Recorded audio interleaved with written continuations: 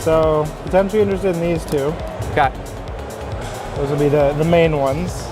All right, so Jordan, you picked a couple of cards out of my case, a Caitlin Clark. It seems we both like Caitlin Clark right now. And then this is an interesting one you pulled out. Christian Pulisic's Gold Kaboom PSA 10. It's a really nice card. Now, I've been holding on to this card. Obviously, we got the World Cup coming here to US in a couple of years, and I figured that would be kind of a prime time to sell it in the lead up to the World Cup. But I did bring it with me to see what the interest level was. I haven't looked up price on this card in some time. I don't think a PSA 10 has ever sold. No. But we could take a minute to kind of look at it and see, you know, for the right price, I'd be willing to do something on it. So let's do that. And then, because obviously this one, that Pulisic would dictate either a really big deal or less of a big deal as to whether we can align on that one or not. You got a $3,300 offer? I said 35, right? And I think I say 33. I said 35. Vetoing your 35. I had him going 10-7, beating the Dolphins preseason. He's now lost to the Dolphins. We have the Bijan. They actually should have won that game. They should have won that game. They were leading. Etienne fumbled the ball going into the end zone. They would have won the game. They would have been 1-0. Should have does not win championships. Fair. Fair. It's a good line. Wise words. Oh my goodness. I should be like a philosopher. Yeah. Holy crap. Come on. How many people have you gone to ask for offers on the card? Not a lot. If you had gotten 8 different offers and the best offer was 33. But if you've gotten one offer and that offer was 33, then I feel like try a little harder and let's get this offer up here. Let's go. Okay, so I think as a starting point, I think we should probably look up the Christian Pulisic and see if there's anything to kind of track that to. So I don't see any sale ever of a 10. There were actually 2 sales in the PSA 9. One sold back in December 2022 for $4,080, and then another sold in January 2023 for $3,960. My ask on the PSA 10 was $10,000. Okay. It's a high number. I recognize it's a high number. I recognize that. I also think it's a number that maybe could be achievable in 2026. Is it realistic in 2024? It's ambitious. I think if you put that card on like a Fanatics Collect auction or a Golden auction, you get like 2 heavyweight honchos bidding on it in the run-up to the World Cup. You know, Yeah. it could do numbers. It could do 12, maybe 15, maybe 50. Who knows? Who knows? What would you feel comfortable at on that card?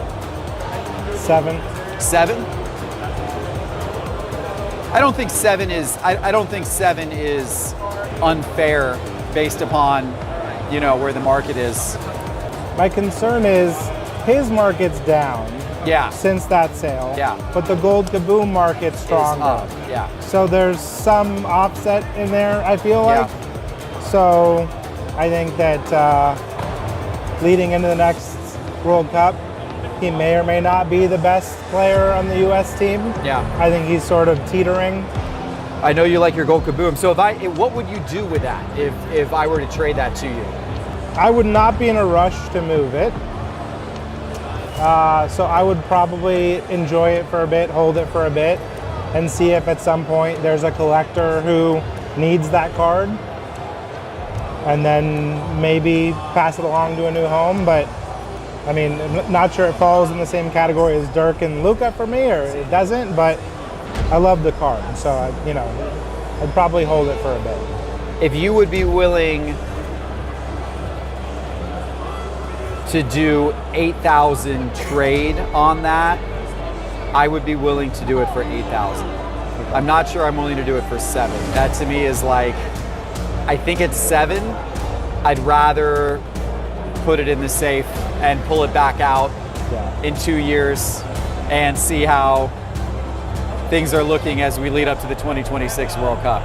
And I remember turning back the clock a couple years, people looked towards the last World Cup and said, I'm going to hold Mbappe and Messi and Ronaldo, and that didn't exactly pan out. It So did I not. guess- It did not. That is true. I think this one will be a little different for two reasons. First of all, we're 2 years out right now. And so now, like, I do think you're going to see this run up happen maybe a year to 6 months from the World Cup. And then when you get to the World Cup itself, there may not be like another bump, but that run up hasn't nearly started yet. We're 2 years out. Second of all, the World Cup this time around is in the US.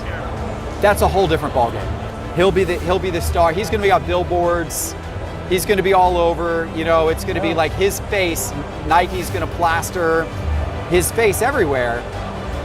I'm kind of talking myself out of wanting to do this, Jordan. I kind of talked myself out of it. I love the card because of first year gold Kaboom. As of now, he's our best player. Never sold in the 10, but Pulisic itself, not that level of talent. So we'll see. It depends on the collector. Yeah. If you're comparing him to international superstars, completely agree. Yeah. But if you're looking for a US-centric collector, if you're looking for somebody who wants the US stars on the national stage, or international stage, right? Yeah. I mean, it's kind of like buying US Olympic stars. So I guess, and I'm interested in this as well, but we both have a Caitlin potentially included. So let me know what you're thinking and maybe we can make it work. Since you are interested in a Caitlin Clark, I mean, to the deal, but I was interested in your Caitlin Clark, I feel like it probably doesn't make sense to worry about those. I feel like if we're gonna do the deal, I feel like it's probably cleanest to look at this being the trade. Pull those back to your side, pull this back to my side. That for these three. If you don't mind, I like Caitlin enough that I'm okay including it and then adding more cash if you are. I'm fine keeping mine. Yeah. Depending on how you feel about it, I would be happy to add this and add more cash. If you want the Wemby. And the Mahomes, I mean, you can't go wrong with the Mahomes downtown. I like that. I don't mind the Fields downtown. Oh my gosh. That thing is shot up. Oh my God. Wow. Look at that chart, guys. Oh my gosh. So I bought this card at the National. I got this card at the National, I believe. I've actually got to go back and watch my own National videos, but I'm fairly certain I got that card at the National because I picked up a couple of Caitlin Clarks. I think that was one I picked up at the National, and I paid less than $1,400 for it. I know that. $2,500 is the most recent sale of that card. That card has shot out of a cannon since the National. Man, Caitlin Clark's market is hot, and deservedly so. I mean, she's having an absolutely incredible season. Okay, well, based on that, Jordan, based on me knowing that card's worth a good amount, I feel like I can go on a spending spree now across your case. Where do you think we're at here? So if we lower this to $1,750, Okay. do you feel like the other values are fair? Yeah, the other values were fair. They're $50 one way or the other. Okay, so I'm giving you a little bit back on that one because that's Right. under the last sale. So that brings these 5 cards to $10,170. Okay. And then this, you wanted 8 value. Yeah. And then this, the last sale is 25. It's up a bit. That sale is a bit high. Right, But we can so- both agree her market's up pretty market's up. significantly since you picked up the card, you priced the card. Yep.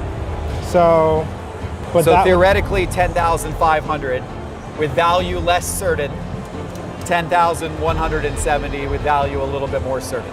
So a little safer and a little bit riskier, but high upside as well. So essentially that would put this at 10,170 and this at 10,2, giving you 8,000 on the Pulisic, which I think is fair. I mean, we're probably not going to get much closer value-wise than that. So basically, you would owe me a beer at the bar. Maybe a couple of beers, yeah. depending where we go. We go to like a dive bar, probably you get like 6 or 7 beers for the price difference. If we go somewhere nice, maybe a Manhattan or an espresso martini, something like that. Whatever floats your boat, Jeff. Okay. So even though I'm slightly sheepish on this deal because I know a couple of years from now I could regret it. At the moment, I think it's a good offer. Jordan, I want to do the deal. Let's do the deal. There we go. It's great doing a deal with you. You too. It's going away. The Pulisic's gone. It's gone. Say bye-bye to the Pulisic. I know. How is it worth so much? Yeah. It's a big card, $8,000. But look what I got in return. Can I see that, Chet? This is a big card here, guys. Look at this. Thank you. That is the 1-of-1 Prism Black. That is from Monopoly. So that's, you know, not the true Prism, obviously. If that was the true Prism, it would be a lot more than $15,000. But that is the black 1-of-1 Prism from Prism Monopoly. It's a way to get a 1-of-1 Prism Black of one of the upcoming stars in the NBA on a really good team, by the way, Oklahoma City. Fantastic team. For way less than what his actual Prism Black would cost. What do you think of Prism Monopoly? Like, is this the type of card that you would want? Do you see the value in it, or do you think Prism Monopoly is just kind of a kitschy type of set? Let me know what you think in the comments. I'm kind of interested in it. I don't know that I'm $15,000 interested in it, but I am kind of interested in it. So I don't know what this card's worth. I'm gonna go into Market Movers and I'm gonna look at other Prism Monopoly black 1-of-1s. And I'm gonna sort by price. So I see what the most expensive ones have ever sold for. So here, I just went into sales history and Market Movers, and now I just sorted by price.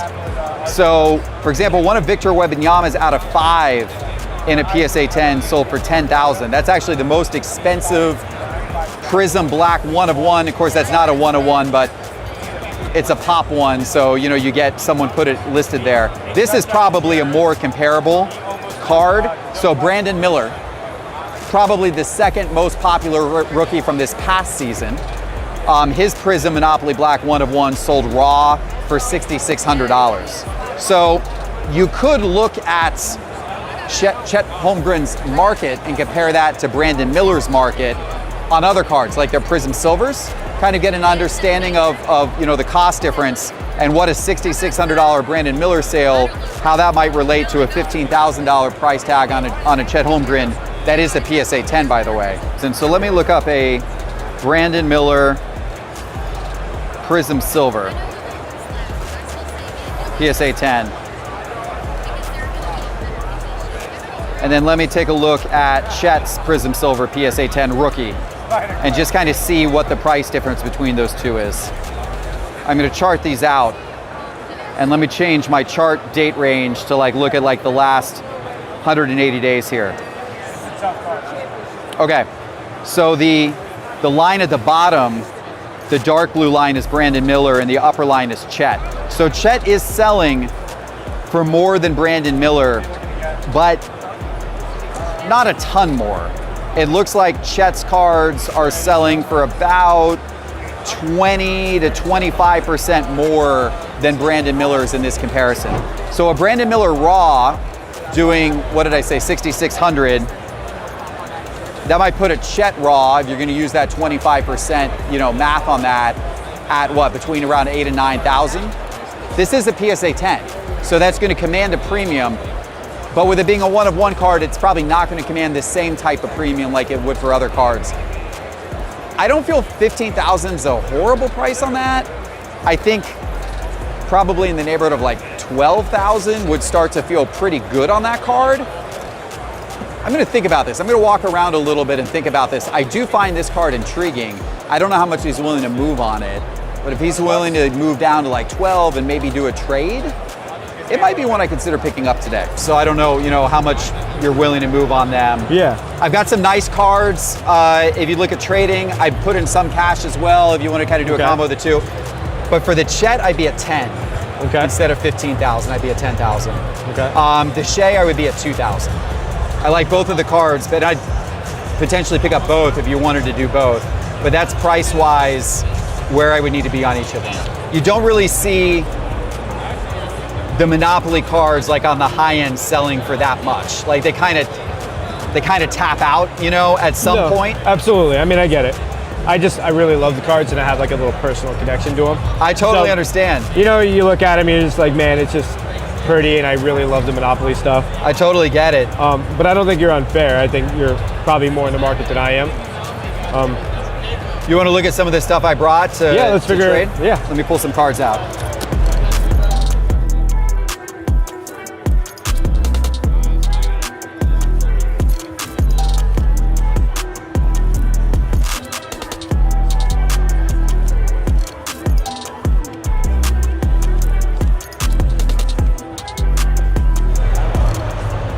Those and 4,500 on top. So you're pricing this one at right at what I got a sticker now, Right exactly there, right at yeah. 42. 500 cash, 87. So you got to kind of got that one down to like 3,300 or so. Yeah. Is that in basically kind of range. where you're at? Yeah. Just based on that 9 at 4,000. How about 4,000 cash? The Stroud, the Luka, 4,000 cash for the Chet and the Shea.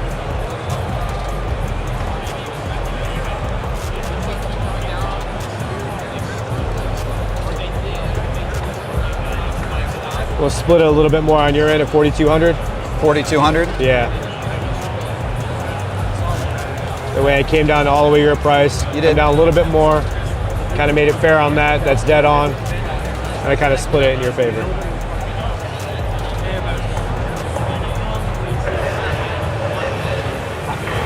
I think 4,200 is fair. Let's do it. Good. Cheers. Awesome. Go. There you go. Hey, Cheers. we got a huge deal done at Collecticon. You never know. Even in a show that's got a lot of TCG and pop culture, there's some big sports cards too. And we just got a big deal for 2 Prism Black 1-of-1s done here at the show floor of Collecticon.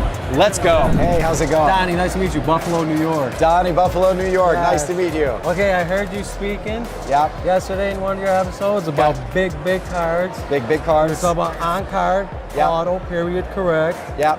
Michael Jordan, 86 Fleer. Oh, you got a Jordan 86 Fleer on card auto. You don't have to do a deal. I'm really not selling it. I just want your opinion. That's a really nice Jordan auto on that card. So I actually own one of these auto. I own one of these 86 Fleer on-card auto with Jordans. Mine is signed in a black pen, a very, very thin pen, almost like a ballpoint type pen or a super thin marker down here. And the auto gets a little more lost, right? Right. This one's bolder. The auto stands out better. Now he did loop it across his face, Yes, which I don't love. I wish he didn't loop it across his face. But other than that, it's a really bold signature on that card, which is super cool. It's really nice. Almost impossible to get an auto grade of 10. Like, you know, on these cards, they very rarely give the auto grades of 10. It's smeared right there on Yeah. its spout. It's very difficult. Yeah. Card know. grade of 8 is really, really nice on one of these auto Jordan cards. What is your opinion on value, honestly? What do you think it's worth? Whatever someone's willing to pay. Well, that's a good question. That's and a good it's answer. a 1-of-1. You know what I mean? Yeah, yeah. Because of the auto, the grading, you know, things like that. What's your humble opinion? My humble opinion is that card is low 6 figures. It was my humble opinion. A nice copy sold for $150,000 or something. I think it was maybe the last sale of a nice copy of that. Yeah, the 8.9 PSA, correct? Yeah, the Right? 8.9 PSA. Yeah. But that was a later auto from 99. So the Sure. period correct, doesn't Probably that bring has- a big premium? It can bring a premium. I don't know about a big premium, but it will bring a premium. Now there will be Right. on vintage cards. Right. Like if you look at a Mantle, like if you're looking at a 52 Mantle with a period correct auto versus a later auto, Yes. you are starting to see a larger and larger premium. More people are paying So it has attention to be that. vintage for that to be. I don't know how much has caught up with the Jordan stuff yet. I Right. do think there's a little bit of a premium right now for the period correct Jordan stuff. Yes. I don't know if it's a big premium for the Right, period right, correct right, Jordan right, stuff. right, So I don't okay. think it's going to take it from a $150,000 card to like a $500,000 card just because it's the right period of auto. But Right, I do right. think it might add a little bit of value to it. So Right. I don't know. As ultimately it depends what the market, is willing to bear You know, I think you could probably get a couple $100,000 for it. I don't know. Right, It's a really right. nice card. Right. Thank Beautiful you so card. much. Yeah, but All let right, me let's- see. You okay. got some other cards you want to trade? Yeah, so Let's see those as well. I'm chasing another Jordan right now, and the guy only wants cash. Okay. I don't have that much on me today because wasn't thinking of doing this. So I'm willing to sacrifice this Mahomes. Oh, that's 9 the big Mahomes. and the Select, maybe the Kaboom 9, and I don't know if this matters. It's a Yeah, these are all beautiful cards. Ironically, I picked this up earlier today, right there. Okay. And that one, I actually had one of those in a 10 that I traded earlier today, but I do like that card a lot. I was offered one of these earlier today in a 9.5. What are you asking for on that? We just checked last comps was 10.8. I got 11 into it. Yeah. Just treat me fair and I'll do a deal because I'm ready to get this other card right now. Yeah. Where are you at with it? Just Well, hit me with your best. The challenge is I don't have that much cash on me. I spent most of my cash day 1 and 2. Okay. So day 1 and 2 I went around and bought a bunch of stuff, and then today I'm mainly just doing trades. Okay. So I've only got a few thousand cash on me, so I wouldn't be able to do it anyway. What would I be able to get from you on trade that'll get me, let's say, 9,500 liquid? Like, what can you trade me that I like a cards card? that you could go sell. Yeah, like a card that I can get 95 liquid because I'll just take it right to that gentleman and he has 10 on the sticker but willing to do 9 cash. So I at least have to give him a liquid 9 card. You know what I mean? He won't trade it for that? He called somebody, I don't know who, and the other person told him he has one already because he was gonna sell it to one of his other people. So I don't know. I mean, around that value point, I mean, these tend to be pretty liquid. Shohei, Bowman Chrome Auto, recent sales on that I think are right at 8,700. So it's in that price point, and that's a liquid one. Since you're looking for stuff that. So is this a card that everyone in the room loves to own, or like how does that work? I mean, that's hard to say for sure. It's a Shohei rookie auto. I've always found a lot of interest in those, right? Right. But then again, I would think that would have a lot of interest as well. I would say these two are pretty equivalent, really, in terms of the GOAT of the respective sport right now, rookie auto, right? It's kind of like, you know, very, very similar in these two cards. So with me, because he wants 9 cash, he's gonna want to upcharge me on a trade. Right. You see what I'm saying? Yeah. So the card I get, I'd have to make it worth him wanting the card because it's not cash. So you'd have to do that plus another liquid card, perhaps. I guess, but like, I just want to know that this is gonna get me my money. Yeah. You know what I mean? Like with him. Like he's not gonna say, oh no, I can't give you 9 for this, for example, or whatever the case. If you're trying to sell, if you're trying to trade it to a dealer, I mean, I think you would be able to get at least 8 for it on trade because it's repeatedly done. I think around 87. So I can liquid this to him for 8 right now. I would think so. Yeah. I would think so. I mean, you could take that to him and then another $1,000 card or something like that, $1,500 card, and probably get to where you needed to be. I would think.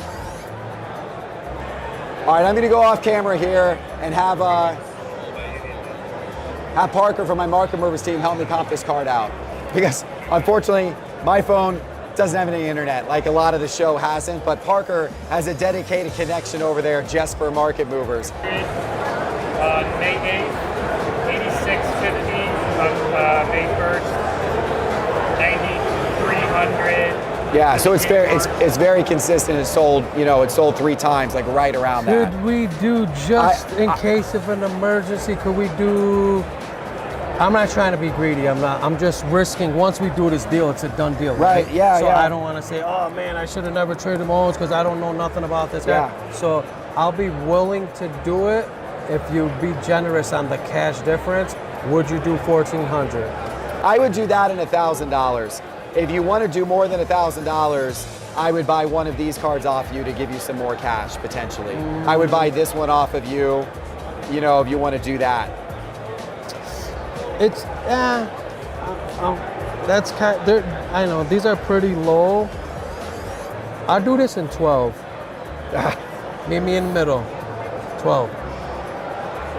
I just want to leave myself a little bit of a cushion in case this guy starts acting up. You know? Yeah.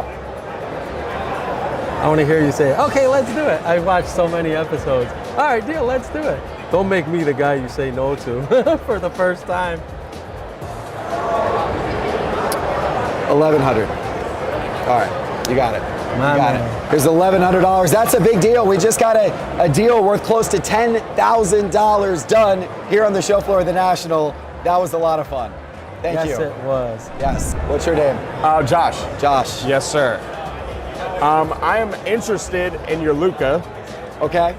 and maybe if you have any Burrow. I have some big Burrow in there as well. Okay. Let me see what I have. Those in are big here. cards. So hopefully you got some big cards. I have a few of them. This one's pretty special, I think. That's a big card. You definitely got some big cards. Okay. You got my attention. Oh, wow. That was just casually, nonchalantly hiding there. I'm also trying to complete the Prism Rainbow of Bryce Young. So I'm on the lookout for Gold Shimmer.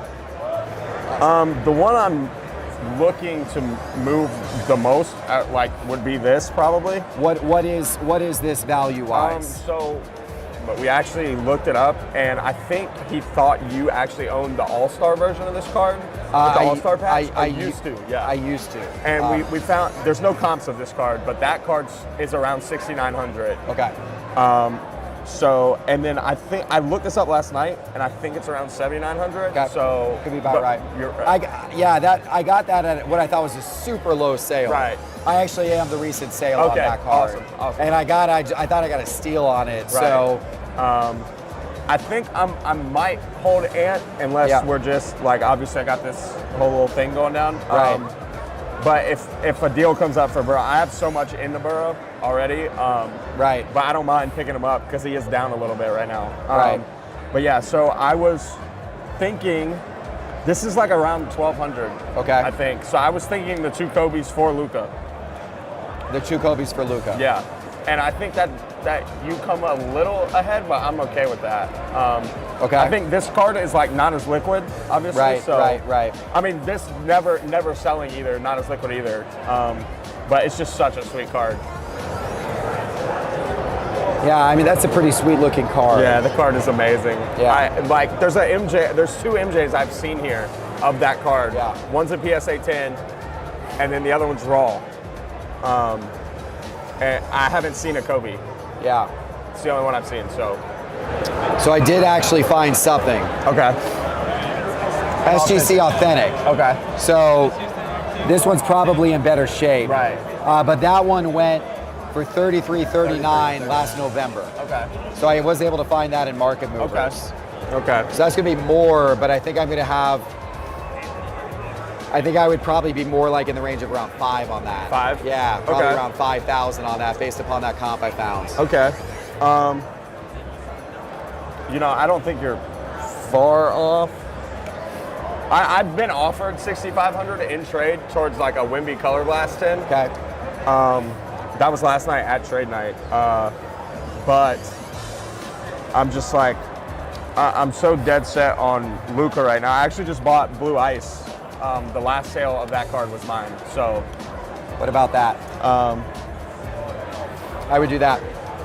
I mean, can we throw in something small like a $300 card or 300 cash or something? You I said- just think this is liquid, It is definitely liquid. like super liquid. Yeah. And you said 2,500 on yeah, that. I'd like to be at like 55 Okay. or upwards of 6 on this card. Okay. And I know if you can't get there, it's fine. But I think this is around 78, 79. Right. I'd like Well, to be around 6. Where I was putting that at 8, Okay. 5,500, 2,500, It's and that's 8. why I kind of got to Okay. the same value there. Right. I mean, we're close. I haven't looked that up, but you said that's been going Right. recently for right around 2,500. Yeah, I bought over comps yesterday. I paid 26 for it, so Okay, it's like, okay. yeah. I mean, it's super liquid. Let's just make the deal. Okay, easy. Yep. All right, there you Appreciate go. it. Perfect. Thank you. That's awesome. All right, well, I know you're high on Luka. Yeah. I hope he has the type of season you want this Yeah, year. I mean- I think well, that's why he scooped that card yeah, up. if he repeats, that's why he it's scooped just it up. like silly that he doesn't win MVP with 35, 10, and 9. So I'll probably go out and get some more Luka Yeah. now myself. Awesome. That I've traded that one away. Awesome. Thanks for So, the deal. Yeah, really nice Appreciate to it. meet you. Yeah, you as well. Well, hello there. Hello. How are you doing? I'm good. How are you? Welcome, Stephanie. Appreciate this. This, by the way, Stephanie from Mama Breaks. Internet celebrity here. She's become extremely famous with her breaking Mama Breaks on Fanatics Live. You do a fantastic job. Thank you. Enthusiastic card nerd is what I call myself. So. Enthusiastic Yeah. card nerd. You want to do a trade? Yes. Well, you come to the right place, Stephanie, Okay. because I happen to have one Star Wars card Okay, let's on see me, it. and it's one you're going to recognize. It's one that you pulled for me, Stephanie. No way. You pulled this card. So this one was from when you did the box break on Star Wars Day with Layton Sports Cards. Right there you there, go. look at that. This was my card that came out of the Star Wars Almanac. It's a Boba Fett Atomic Refractor PSA 10. Very So- cool. And you know what? Why I need that? Because I actually also have the wave, Oh wow, that's cool. and Look at this. I have and the purple. Look at that. Okay. I'm building kind of a rainbow, Wow. so I think I need it. So you actually Yeah. need that card. I have the wave as well. I actually have a thought- card that you need. I have a Yeah. Star Wars card that you need. That's incredible. I'm so Okay. excited about that. I don't have much Star Wars in my collection, sadly, but I'm very happy that the one card I bought with me in the National actually could help you build out a rainbow of this Boba Fett card. Very cool. So I don't have a ton of sports, unfortunately. I know you're a Dodgers Yeah. fan, so just give me all your Shoheis and we'll call it even. I didn't even bring them at all. Give me like 10 Mookie Betts and we'll call it a deal. That stuff's the not for trade, not for sale stuff. So I don't know what you. Hey, how you doing? Do What you are we want to doing? trade me another Star Wars card to Okay. keep me in the Star Wars game? Definitely. Okay. What I have here. Oh, you know what you could give me, Stephanie? You could give me your Topps card signed. Oh my God. Will you trade me for your Topps card? Do you have a Topps card of yours on you? And I have to give you one that you need to keep as well. And I do. Oh, look at this. Look at this. Oh my God, a trade I cannot refuse. Okay, all right, well, we're gonna get this one signed in a minute. Tell me about this card. So this is the most important and sought after card of the set that's responsible for the resurgence of ultra modern Star Wars cards here. Okay. Galaxy Chrome, it's the first set made chromifying the longest running Star Wars set that there is, which is the original Galaxy series that started in 1992. So this is the art that's responsible for it because the original piece stands in George Lucas's office. Wow. Believe it or not. Really? So that's a very important ultra modern Star Wars card right there in a PSA 10. Are you okay Yeah. trading that one? Absolutely. I don't want to take like a prized piece of your It's collection. a base card, Jeff. But Okay. You just need it. You need to tell everybody you have at least one Jedi like Kurosawa. Well, I Okay. know. People look at me weird every day because I don't have one. Trust me. Now Yes. I'm gonna have one. Now Star Wars collectors will. Oh my God, I'm finally gonna get respected. Yes. That's all I've ever wanted in life, Stephanie. Thank you. But more importantly, what is this card? This is fabulous.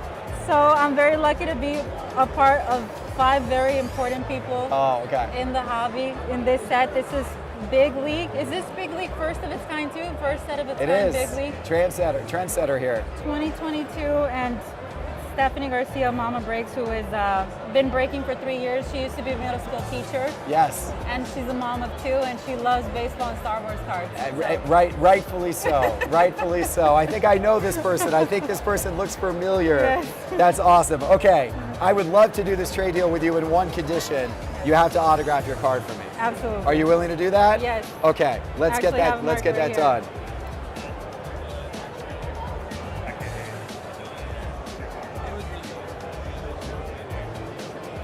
That's it. Just like that. Thank you. It's a deal. Thank It's you, a deal. Jeff. You drive a hard bargain, Stephanie.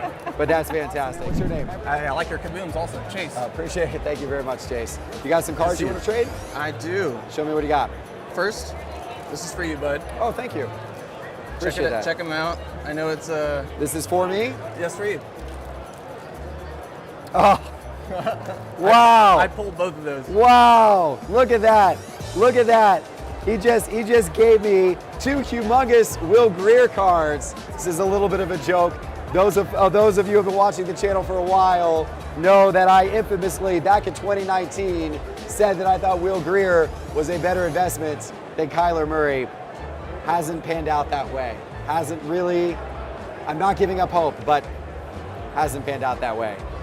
All right, so today I have for you a kind of unique run. Okay. So we've got the Oh boy. Oh yeah. Look at this. That's super cool. the old schools, and That's then super cool. these two match up with well, they're both the same year as this one.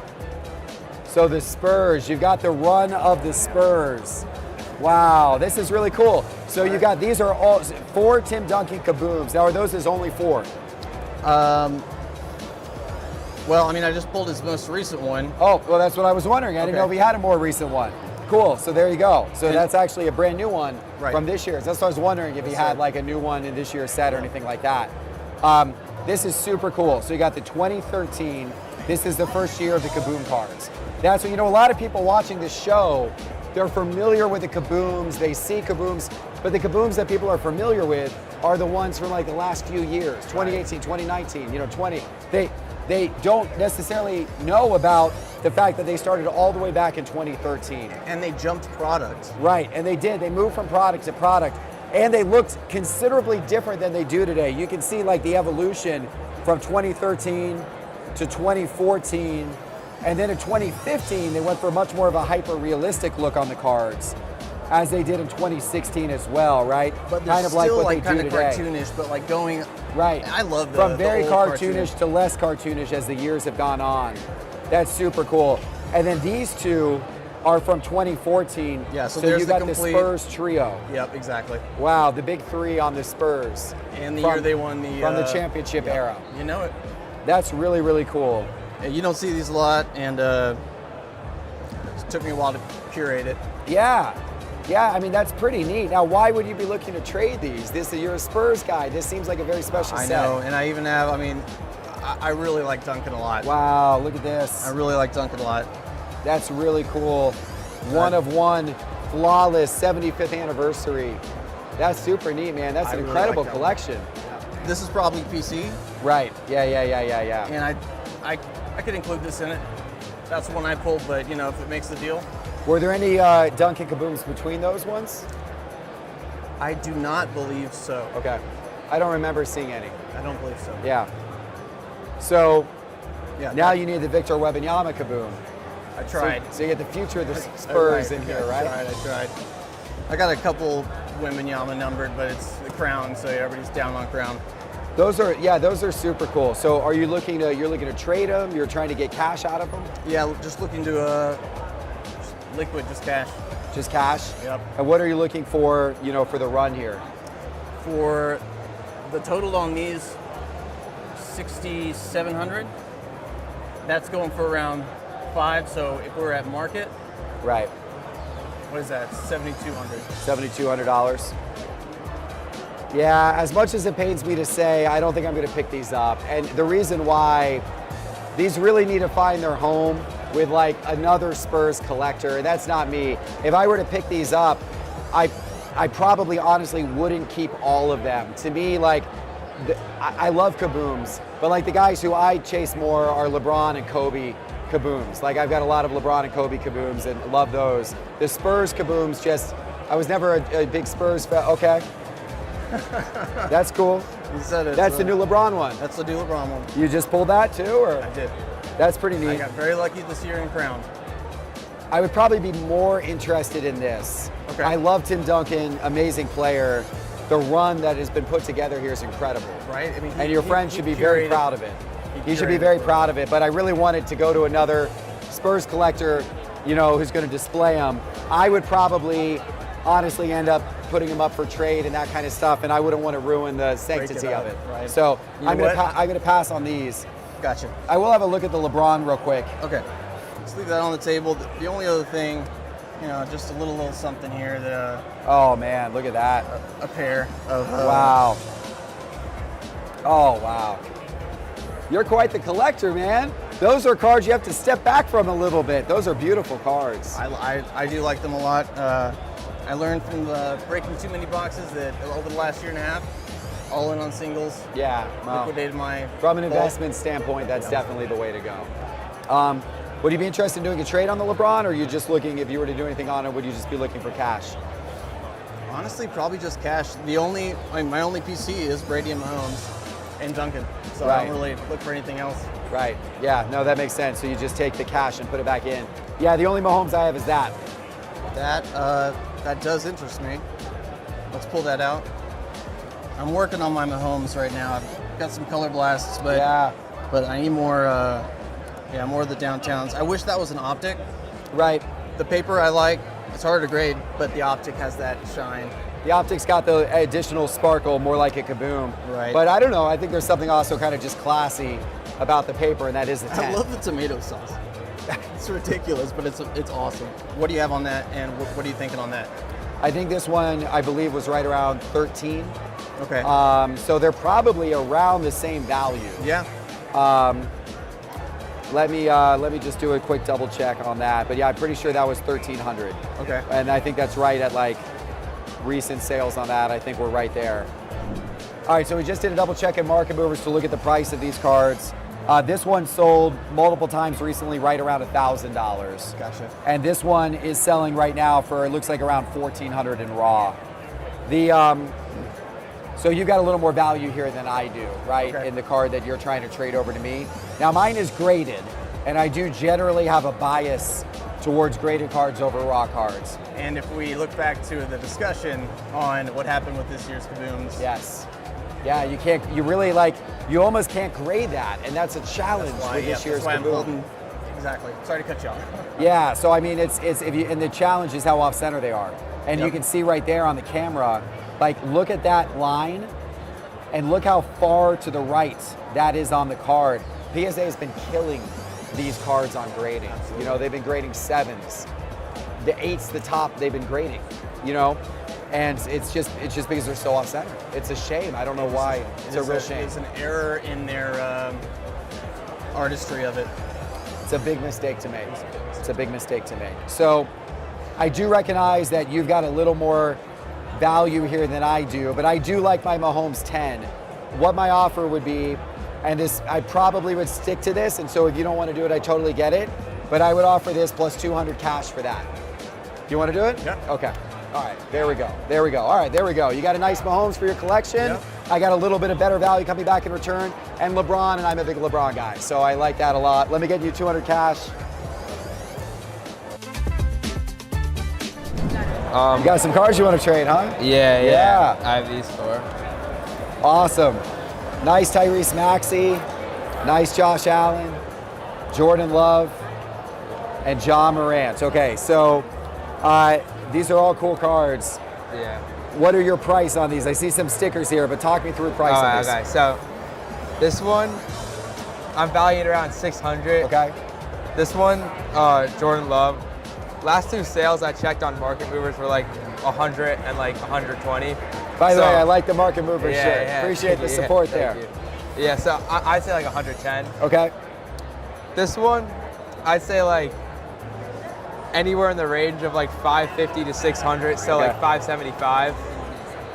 And then the Maxi, I'd say like 350 on it. I definitely like the Maxey. Yeah. I'm a maybe on the Allen. I'm a maybe on the Love. I'm a maybe on the Morant. What kind of cards are you looking to trade for? Basketball, so like Brunson, Trae Young. Okay.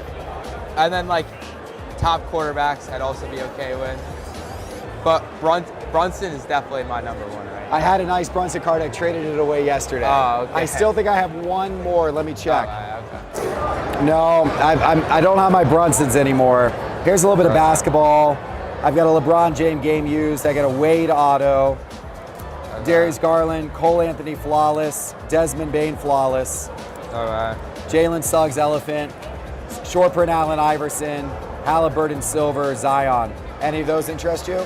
Yeah, Zion's probably the most. Okay, let's keep that out. He ended the season really well. Yeah, I like the Braun, but in order to get the Braun, I feel like I'd have to trade like all of these. Yeah. But Would you be consider doing that? Yeah, it depends. Recent sales on that are right at 1,400. I saw that.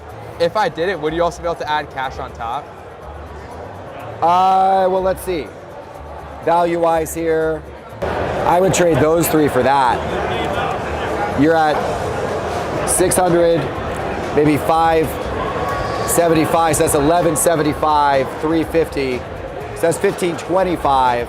1525. But I know that one you said the last sale on that was a little bit lower. Yeah. I know it's a lot to trade for one Yeah, car. honestly, I'd probably be more comfortable trading the Zion. Because I checked the Kelsey. Yeah. I'd be good with like a trade, maybe these 3 and then like that and that. But let me just search up the Zion. Oh, the gold Kelsey. Yeah, the gold Kelsey. Because Zion, yeah, That interesting. feels really down. You know what I mean? Interesting. All right, maybe so. So we have if we have 625 on that, 450 on that, that's like 1,075. Would you be open to doing these 2 and cash for those 2? I like the Maxi a lot. The Kelsey is kind of a special card. Like the Kelsey, I actually feel like that's his only Prism card ever. I actually got it earlier today. I was really excited about it because that's his only Prism card ever. Yeah, so I'm an Eagles fan, so that's his only gold ever. So it's like, I feel like that's one that's going to get locked away in Eagles collectors collections. Yeah. And in the future, when it comes up, it's never. I mean, it's never going to be a crazy card. But I also feel like it may. It's unique. Yeah. I kind of don't want to give it up for 600. So would you value this at 650? Go a little above, and then 450. That's 1100. And then if we have this at 350, this at 575. Is that right in recent sale on that, or I haven't looked that one up? Is that right on that? Let me check. I think the last one was like 550. Okay. So if you wanted to say, so I'm trying to think, 550, 350. That's like, so 900. Would you do these 2 and 150 cash for those 2? I kind of want full value, even though you're out of cash. I kind of don't want to discount it. So I do it for 200, but I'm kind of sticking there. So Will you do 180? All right, 180. Let's do a deal. Let's do a deal. Thank Okay, 180. Let's get a deal done. Complete set of 2014 basketball, all of the Kabooms. Correct. Second year ever of Kaboom, I believe, correct. right? That's correct. And you've got a complete set. Yeah. You had this at the National, and you were selling it there. Right. So obviously you didn't sell it yet. Well, making sure I sell it to the right person, sure. Am I the right person? I believe you are, Jeff. You can't buy these online. 90% of them you just don't find. It took me 2 years to put it together. Wow. So it's a labor of love. The population on a lot of these is like the total population is very low. It's very, very low. They range. Today, you can find the Kabooms from the last few years quite a bit easier. Correct. Because they printed a lot more. That's right. But back in 2014, the print ones were a lot they shorter. were actually much more rare than they are today. Yep. I'm actually curious to look up the pop count on a couple of these just to kind of prove that point out. Great. Let's pick a random one. Okay. Let's pick we got Dwight Howard here, right? There you go, grab it. So that's a PSA 8 of Dwight Howard. 5 have ever been graded a PSA 8, and only 2 have ever been graded a 9 or a 10. Correct. That's crazy. 7 total have ever been graded by PSA at an 8, 9, or 10 level. That tells you why, when you're saying you don't see these show up on the market very often, that's Never. why. That's There's right. only 7 of those out there That's correct. that are in a PSA slab Correct. in an 8, 9, or 10, right? So that's the challenge to collecting a set It really like is. this. It really is. It's about 10 pop on every single one of them in any grade. Yeah. 10 to 12 on an average, maybe. Yeah. It would be cheating for me to buy the whole set all at once instead of building it, but I don't got the time. It's okay. It's to nor be do you want to spend searching 2 for the years. next 2 years Makes trying to sense. find every single one of these Makes cards. sense. Makes sense. So, you save me some time here if I were to get this. So talk to me about, price here. What are we talking about? The comp value that we have is $54,700 Okay. total comp value. I'm asking $60,000 for it. So you want about a $6,000 premium for putting it together. $5,000 to $6,000. $5,000 to $6,000 premium. It's about $100 a card. But the fun part about that is, if you look at the trend on the market on these cards, they're growing month over end. I would say about $100 a card, roughly. So if that theme continues, you earn $5,000 for all 50 cards every other month. So Right. When I first started collecting, this complete set was 29,000. Now it's 54. Just to give you an idea, in 18 Right. months. Yeah, the market's been moving for sure. Moving around pretty good, yeah. All right, let me look up the price of some of the higher value cards Great. in this, and Great. let's see what those look like. So let's start with the Steph Curry. Curry here. So that one, somewhere in the neighborhood of 2,500 or That's so exactly for what that it is. card in the 9. It moved down a little bit too. It was up a little bit higher maybe a year ago, but Yeah, it's there down actually some. was a sale of that at 3,500 Correct. a while back. And if you look here, you'll see on the spreadsheet, Steph Curry, 2,500. Okay. Near comp value. Let's look at the LeBron. That's one of maybe the biggest card out of all of these. It's the biggest card, it is. Yeah, last sale I see that was 6,500. 65. 6,500. Okay. Check the Kobe. You got the Kobe in a 9. Yes, sir. 4,500 most recent sale. 3,500 right before that. That 4,500. I wonder that one wasn't paid for. Yeah, I haven't really updated the It might be comps in a 30. It while. might be 30. Yeah, there were a couple in a row that were right at 3,500. What's the next most valuable one? We got a Shaq. We got a Tim Duncan, Larry Bird. AG, Larry Bird. The yeah. Larry Bird might be that. Market movers. See what we got.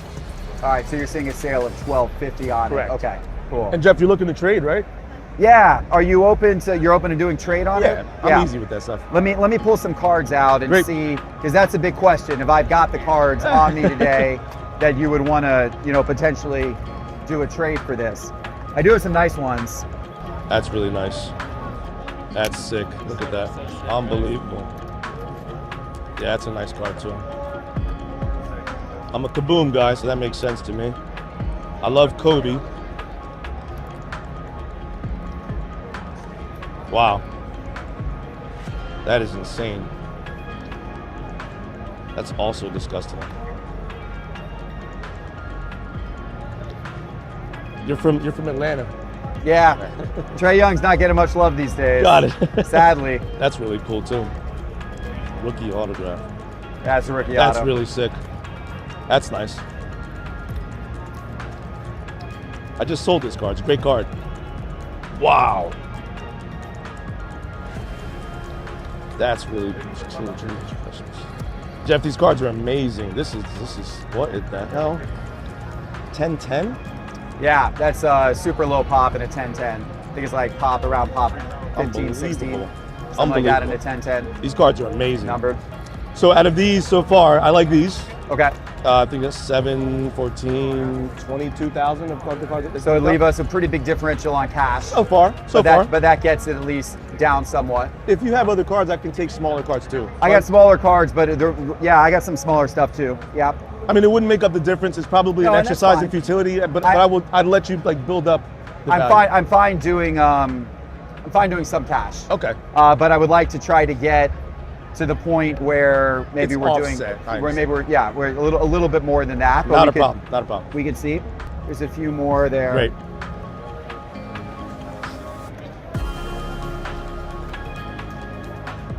Yeah, so all this kind of stuff works for me. Okay. Yeah, I That's can take as much of that as you have. Good yeah. liquid stuff. Yeah.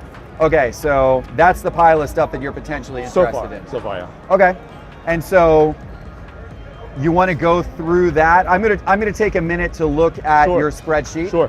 And kind of get comfortable Great. with comps. Yeah. You want to go through that and see, what makes What the sense comp from looks your like. end. Let's do it. I've got those. Those are stickered at kind of a trade value. I could work with you a little bit on it. So no problem.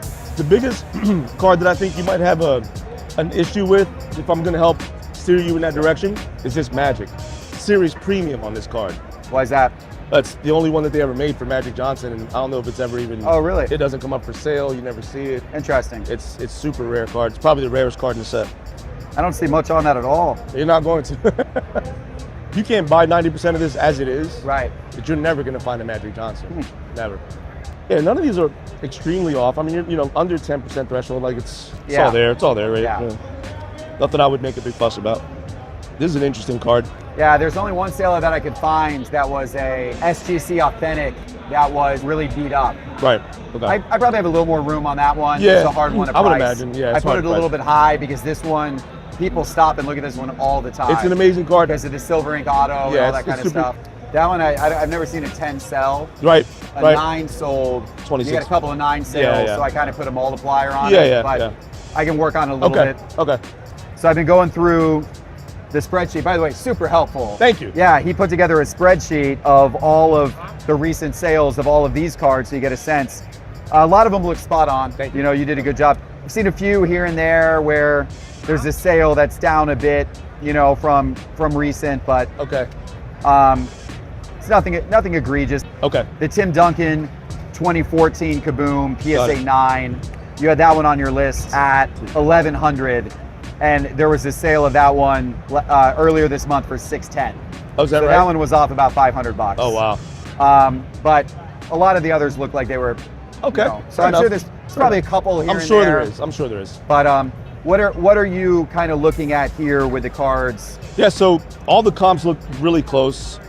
This I think is probably closer to the 5, 6, you know, the 9s are doing 26. So you're gonna double that, Right. right? And then wind up in the 5 area, 5 to 6 range. Yeah. To be polite.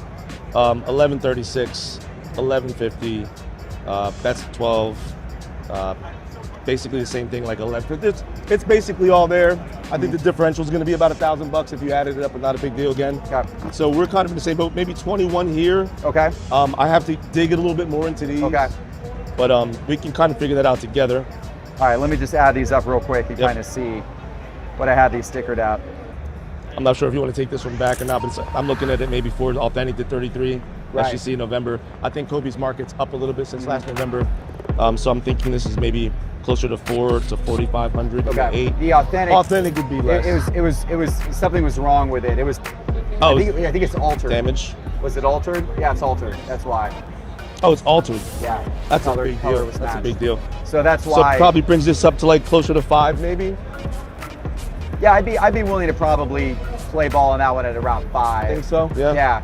I'm good with this. I'd want, you said 21 for that pile. I think I'd want 21.5, and our only main difference is just that card. No problem. It's easy. So I think if we could do 21.5 on Done. this, Done. I would be good with that pile. Done.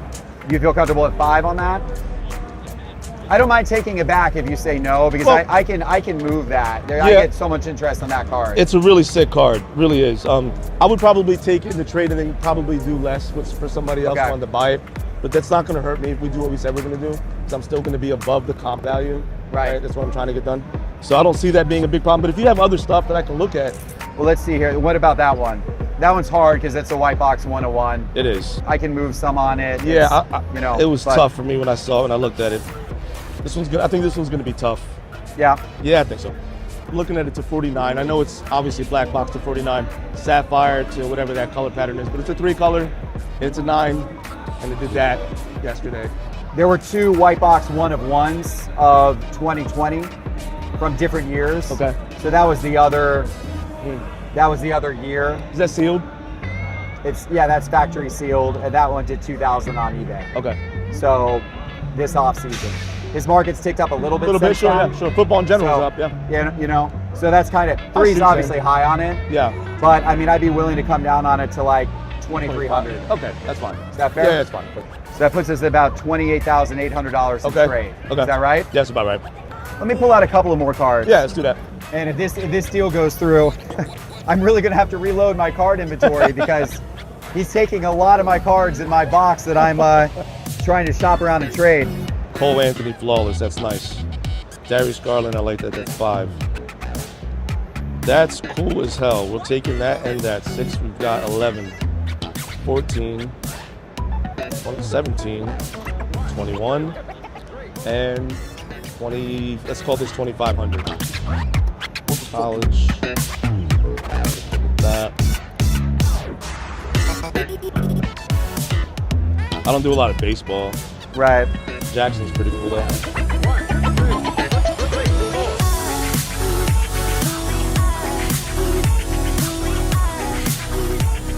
So we're currently at 31.3 trade with these piles over here. Okay. That one's kind of impossible to know. I put it high. I haven't seen one sell in a while unless you find something.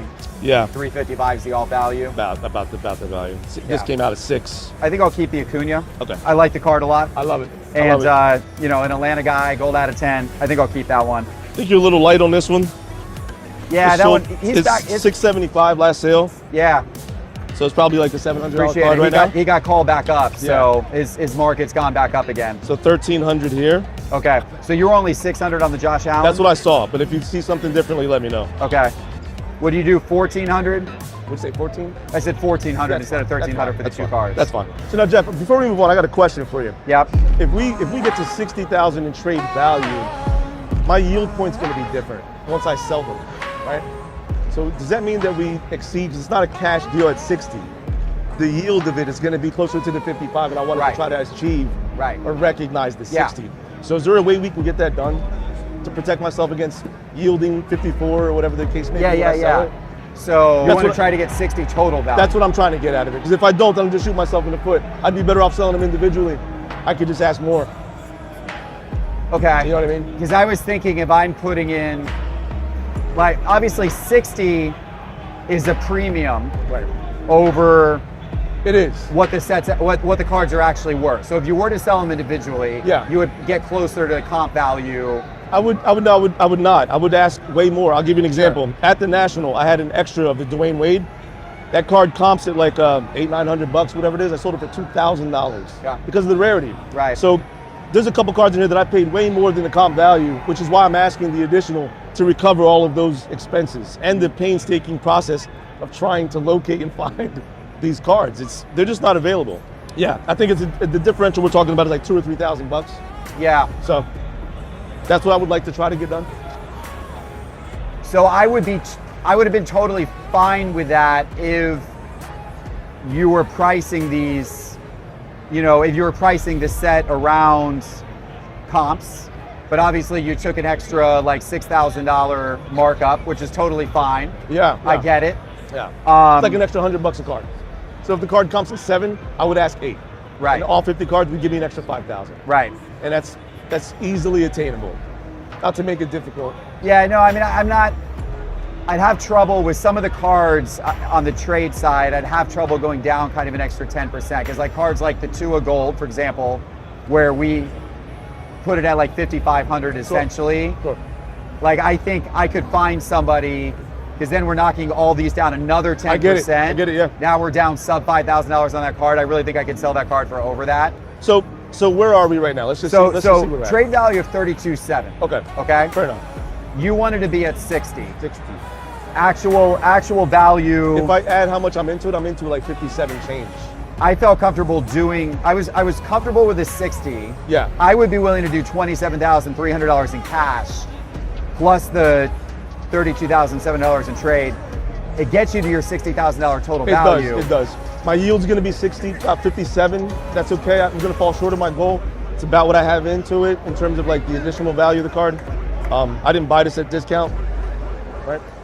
Nobody wasn't selling. So I would say if you could just get that to, would say 27.3? I said 27.3, yeah. So like 28 maybe? 28 cash? Yeah. That way it gives me a little bit of room to play with on the yield side of things. Okay.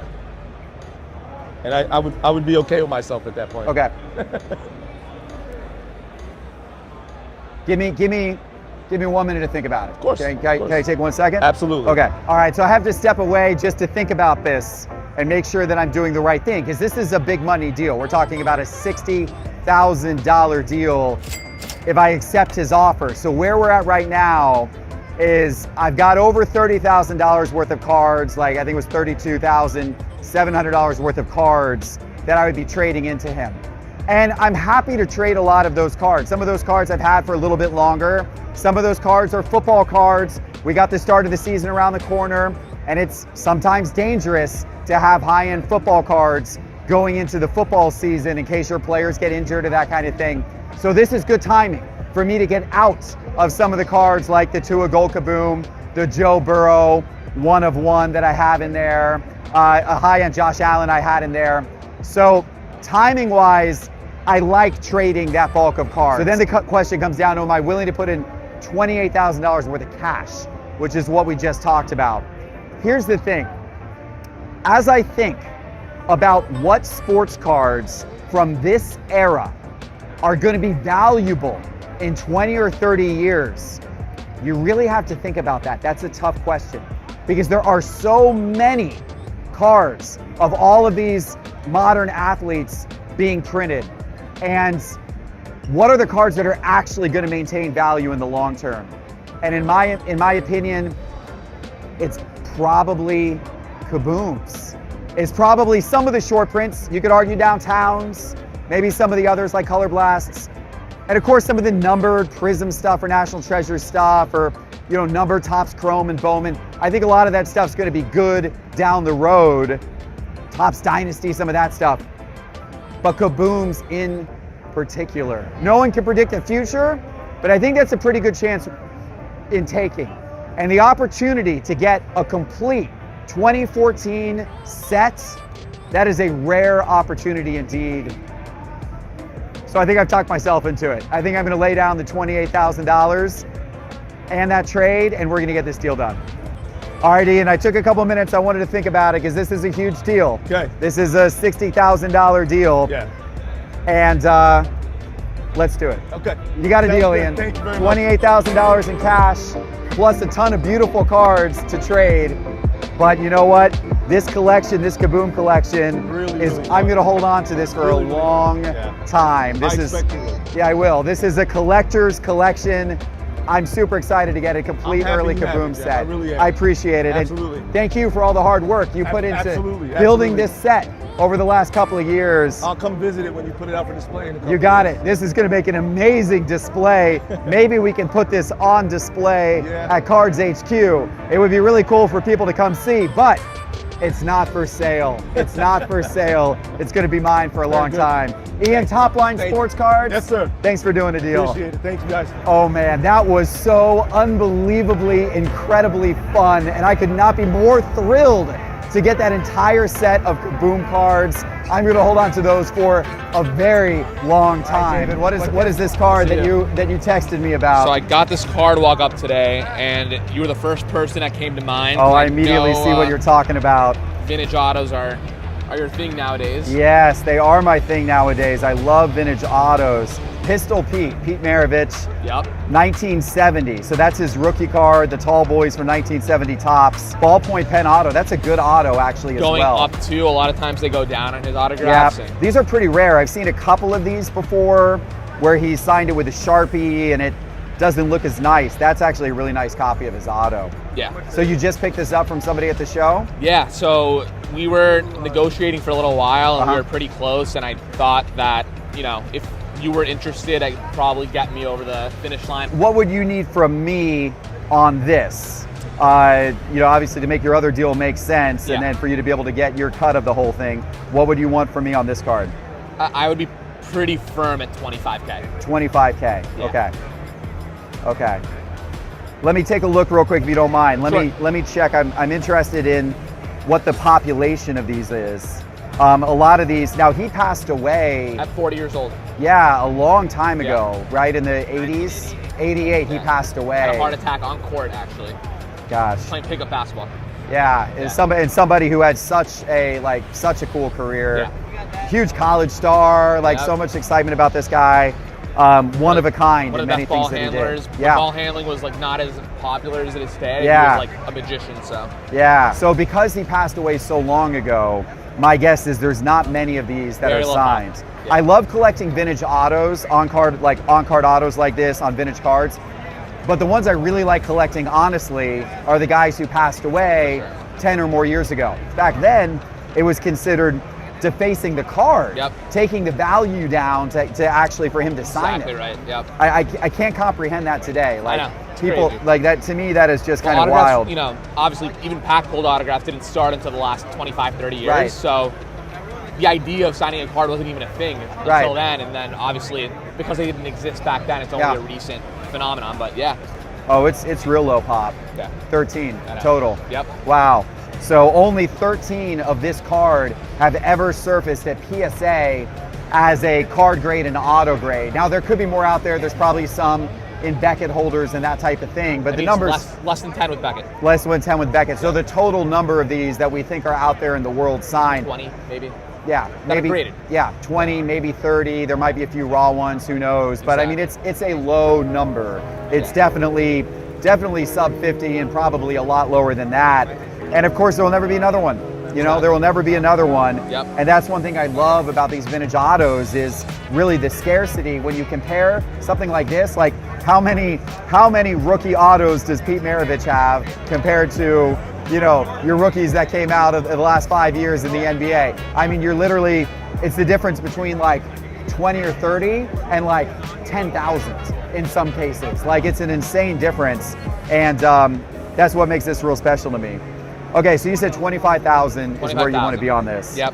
All right. That's where I have to be on this. Where you have to be on this. Yep. Understood. Yeah, so I see a couple. Looks like the most recent one on Golden, that was one of the Sharpie signed autos. 24 and a half, right? 24 and a half, yeah. So 24,400. People just love the blue ballpoint pens. Yeah. It's going up versus down.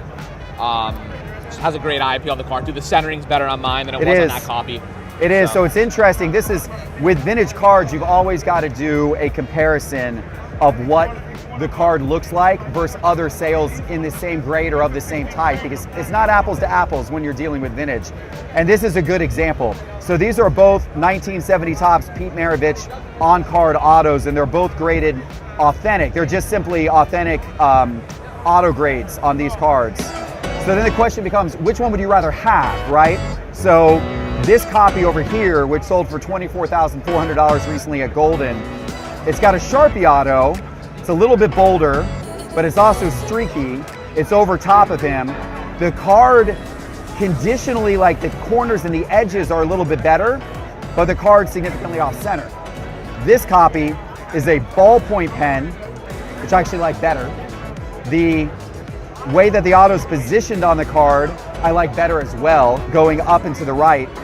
And the card conditionally, the corners are in a lot worse shape, but the centering on it's really good. In my opinion, this copy has a little bit more eye appeal, but I'm curious what you think. To me, if this sold for $24,400, then that probably justifies the $25,000 price on this copy. So there have been some in Beckett holders which sold for less, that sold in the $10,000 to $15,000 range. They were definitely not as nice. Yeah, the auto. I mean, the cards on the Beckett holders were decent eye appeal, but the autographs just were nowhere in comparison to the quality of this one. So. Yeah, not as good of an autograph. I agree. Yeah. Yeah, this is a better autograph. Autograph first, eye appeal second. They both matter, but autograph to me is like autograph makes a big difference. By far the most important part of the card. Oh, so this is interesting. I just found the same card in our Market Movers price database. Yep. So this card, I can find it. I found this in Market Movers. So this copy actually sold in 2022, August of 2022, for a little bit over $22,000 at Heritage Auctions. And although much of the card market has dropped in price since 2022, one thing that actually hasn't dropped is vintage on-card autographs. As we discussed yesterday with the Jordan Fleer in many market. cases, these have gone up since 2022, while most of the card market's gone down. Right. So that's kind of an interesting thing. These have been holding their value real well. Yeah. From an auto grade perspective, if that were to get auto graded at any point, what do you think that would do auto grade wise? My guess would be a 9. Yeah. The autos, it's complete. The only issue is some of the pen marks on the P and the T. It's subjective, but arguably have a little bit of bubbling. Barely. So it's a nice auto. My guess would be a 9. Yeah, I was thinking it was probably a 9. I don't think it's below a 9. I don't either. Yeah, it looks a pretty strong auto. I think $25,000 is a fair price for you to ask on it. I'm okay with the price. The only thing that I would ask is, could we do a majority of it on trade? So I'm not coming out $25,000 on cash. Sure. I wouldn't do majority of it on trade, but if we were close to half and half, say close like to half and half? a 10 and 15 type split, okay. I would consider it for the right stuff. For the right cards. Yeah. Okay. Let me bring out some cards. Okay. I would be cool with that if we can agree on obviously trade price. Sure. So let me bring out some cards. Come through those. That's kind of price from low to high. All right, so you went straight for some of the iconic cards, it looks like. You pulled out some of my vintage, you pulled out 2 of my Jordans, a Hank Aaron. If I'm moving vintage, I always like to try to get some vintage back. Sure. I'm gonna check really quickly what the 9s are doing with the 8.5 centering. Okay. That's okay? Yeah.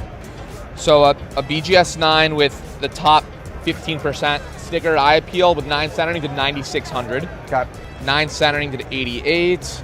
I'd probably say this one's closer to 8,500. 8,500? Roughly. Okay. I see ones with, the last 10 or 12, none of them had 8.5 centering, but the last ones that had 9 centering were between 88 and 95. Yeah. So what do you want to be at in cash and trade again? Remind me. I'd like to be at like maybe 10 cash, 15 trade. Okay. If that's possible to work. So why don't we check this one as well? And in my mind, about 95 here. I'm in on this card not at 9. I felt like that one's probably 9, not 8,500. So you traded at 9, you're saying? Yeah. What do you have on this one? I think the last 2 sales on that were, I think the last sale was around 4,000, and then there was a sale before that, I think around 3,000, right? I'm seeing 36, 2750. Okay. 3240. Yeah. What'd you have this one at? Was 35 the last sale on that? I see 3120. 3120 was the last sale, Yeah. and then I think before that there was one a little Before above that, it was an outlier at Yeah. 47. That was an SGC. Right. And then there was 2995, 3000, 32. Yeah. So they're all right around 30. I had both of those like essentially my sticker price on both of those was 3,500 each, and I can work with you a little bit on that. What if we agreed on those 3, and then I made up the difference in cash? 9. That seems like that's going to get us about right. I don't see these at 7,000. So I'm with you here at 9. I hear you. I'm closer to 6 on the pair. Okay. I think that the Aaron has sales anywhere from 2750 to 36, but 36 was the outlier. They're closer to low 3s. This one's closer to low 3s, so maybe 63 on the pair. I actually think these 3 and 10K are fair, but I was thinking those 3 at 9,500 in cash. I think I'm going to stick 10 firm here. 10 firm cash? Wow. Yeah. With those 3 cards? I don't think that I liquidate this at 9. I understand the 9 value. This one's tough with the ink stains too. Yeah. As nice of cards as they are, and this one's just such an iconic. Like, you can't find these, so. Yeah. All right.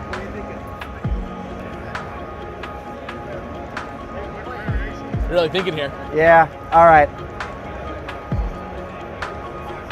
It's slightly beyond where I want to be, but I have never seen a Pistol Pete Maravich on-card rookie auto at a card show before. Yeah. This is the first one I've ever run across. They sell pretty infrequently.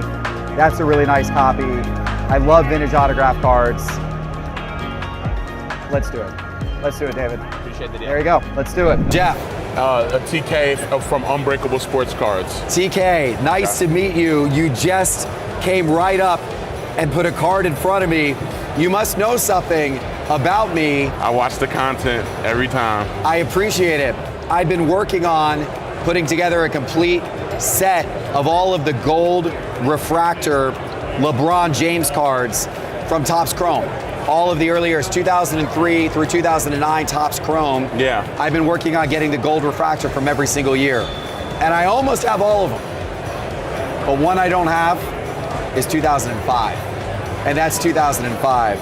Like it could possibly cross over, which I've talked to some higher ups and some things that actually that could possibly cross over. But I'm trying to move forward, and I see a card that you have that could have me closer to that. What card is that? The gold Topps Chrome the year before that. Oh, of LeBron. Yes. So you're interested in trading LeBron gold for LeBron gold? Yes, sir. Well, that would be fitting. Iconic for iconic. Okay. So this is the year before. This is the 2004 Topps Chrome Gold Refractor in a PSA 9. Now, the only reason why I'm trading this one is because I just got the PSA 10 recently. Oh, wow. So that's the only reason why I'm willing to trade the PSA 9. Oh. I upgraded, I found a PSA 10 online, I bought the PSA 10. Wow. And so then I'm like, now that I have the PSA 10, For I can sure. trade the PSA 9. Absolutely. So that's why I would want that. Just out of curiosity, have you ever came across and ever seen that in a 10? There are some out there. I know but there are, not. but I have never even seen my show, and I travel. I go everywhere. I'm not. And That's I'd be tucked happy. away somewhere. I'd be happy to pick. Yeah, I'd be happy to pick it up in a 9, and then maybe someday down the road, maybe I upgrade it to a 10. Yeah. But getting the complete set would be super cool. So that's a really neat card. You have it now. I almost will. So there is a little bit of a value difference here, right? This being the second year is more valuable than the third year. Yeah. Do you have approximate value on that card? What I saw, because there wasn't any too recent comps on the both of them, that I thought they were about 2,000 or so away. Okay. And I would be willing to give you like 1,000 or so cash, or maybe you look through some of my stuff and find like $1,000 card. Okay. If you saw fit. Okay. All right, let me just do a quick check on those two, but I'm open to doing that for sure. Looking at market movers, I can see that the last sale of this was around $3,600. That was late last year.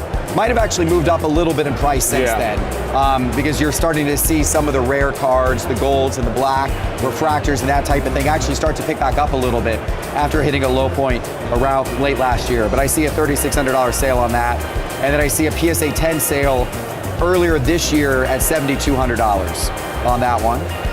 And then let me look and see if I can find anything on the 2004. So the last sale on this one that I see was $8,400, but that was a year and a half ago, and things probably did go down some since then. There was a BGS 9 that sold for $5,500 a few months ago, so that's probably about more realistic. So I think you're generally right. $2,000, maybe a little bit over $2,000 difference, but somewhere in that range. I think that's reasonable. All right, so we're trying to figure out how to close the gap in price between my 2004 card that he wants and his 2005 card that I want. And we pulled some cards out of his case here that could potentially do that. So we got a nice Acuna card, being from Atlanta, that's numbered to 25, a nice Acuna auto. Look at this one. That's a big one right there. I really like that. That's a 1 of 1. Tell me about this card. I had a really nice 1 of 1 card of, it was an insert. I want to say Anthony Edwards, and I want to say, and I ended up getting that card. You got a nice Trout, a nice Juan Soto as well. Do you have a value in mind? I like this 1 of 1 in particular. Do you have a value in mind on that? Somewhere between maybe 8 and 12. I really never known, because it's a 1 of 1, you know? So I think that might be part of the tomahawk. You can see the tomahawk there on that card. Yeah. That might be the tip of the spear. That's pretty cool. So I probably like this one the best. Okay. Out of all of these. I like the Soto as well. He's having a nice season. But the Acuna would be special to take back to Atlanta. Okay. So you said you'd be willing to do some cash on top. So if you were to give me these 2 cards, how much cash could you put in on top to get that one? $800. 800? I was thinking 1,000 on it. 1,000 cash. Meet in the middle at 900? Meet in the middle at 900 cash. I'll do it for 900. Oh, wow, thanks. There you go. You're welcome. Fantastic, thanks so much. Absolutely, let's do that trade. We just got a big trade deal done. Wow, another big one here on the show floor. There you go. That's a beautiful card. I hope that's got a great home in your collection. Thank you so much. And I get to continue to build my gold collection of LeBrons. That's one that I needed, that I was missing. You got some good stuff. You can go ahead and put those up here. Oh, you got a lot of Gators. Wow. Yeah, I'm a Gator fan. You're a Gator fan like I am. Would you be willing to trade some of these? Sure. Wow, I really like this Percy Harvin card. I've not seen that one. I'm a big Florida Gator fan, and I remember, Percy Harvin, the championship years. Man, those were the glory days. We haven't had those recently as a Gators fan, but man, like 2006, that Gator team was so electric that won the championship.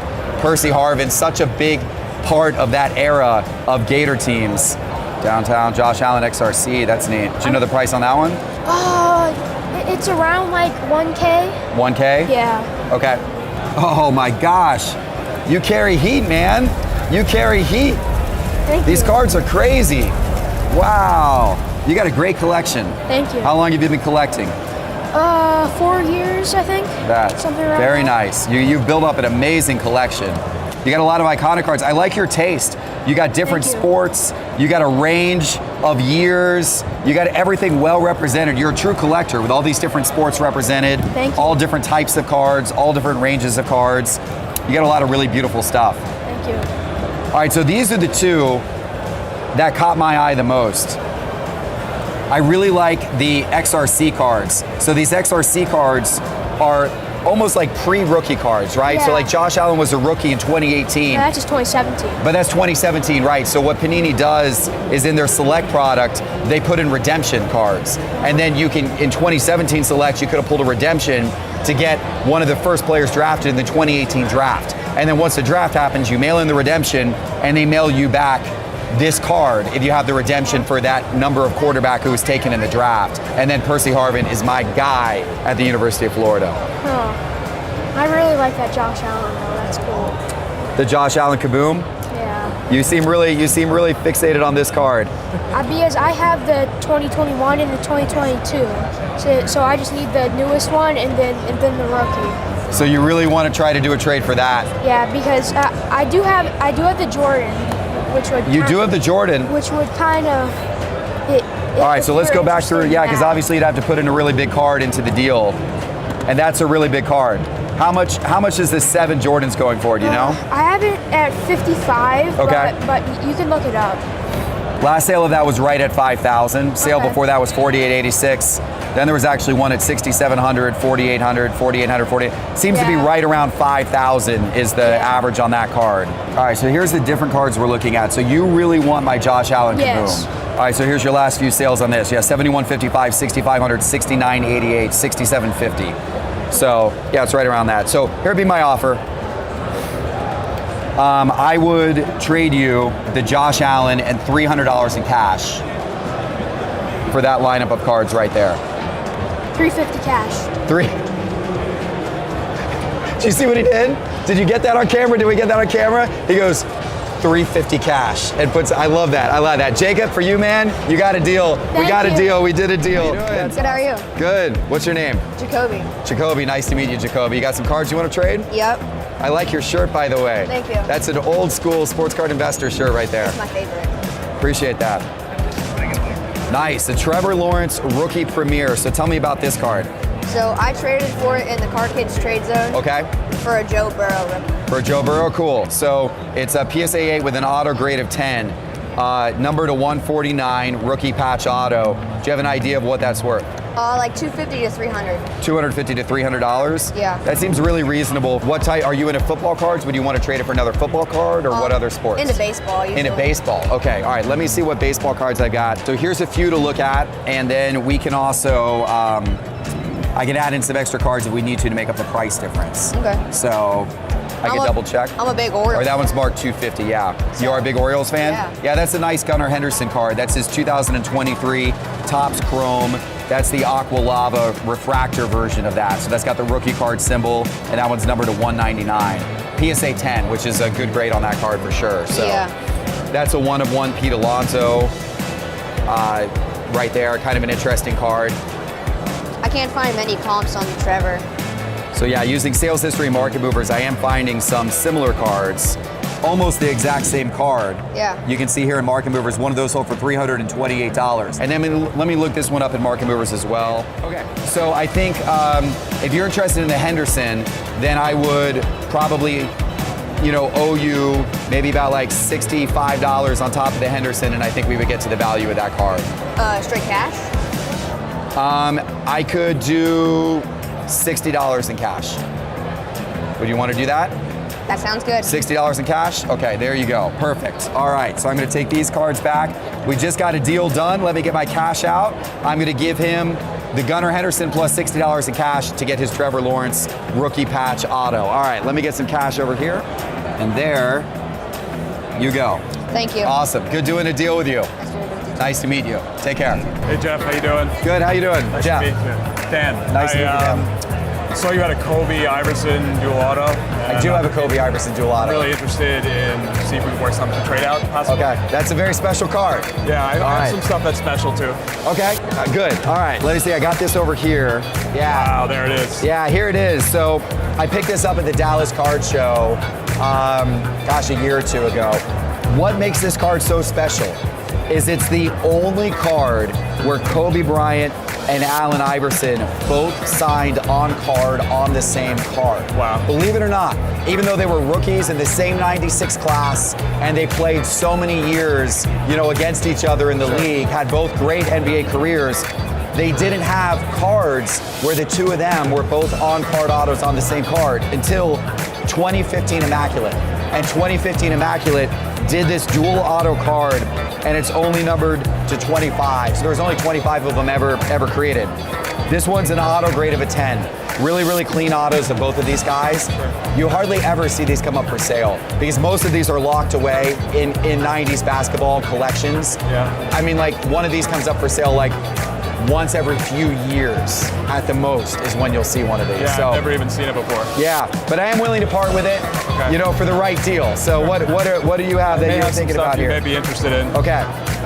So I have a 2018 Shohei Ohtani. Oh yeah. BGS 9.5. That's a beautiful Shohei. Really nice. Okay. And I have a okay. PSA 10 Wemby okay. white. I have a PSA 10 blue ice of Wemby, a PSA 10 red okay. of Wemby, and a silver 10 of Wemby. Okay. You're a Wemby guy. Yes. I like that. Yes. And I also have this Jason Kelsey. It's the only year they made a prism card of him. Really? And that's the Prism Gold. Yes. So that's the only Jason Kelsey Prism Gold ever made. That's correct. That's a pretty cool card. Sure. I actually like that. Like most, cards of offensive linemen typically are not very sought after or collectible. Right. But Jason Kelsey's an exception, right? He's a big name. He had such a great career with the Eagles. And then he's got his podcast now with his brother.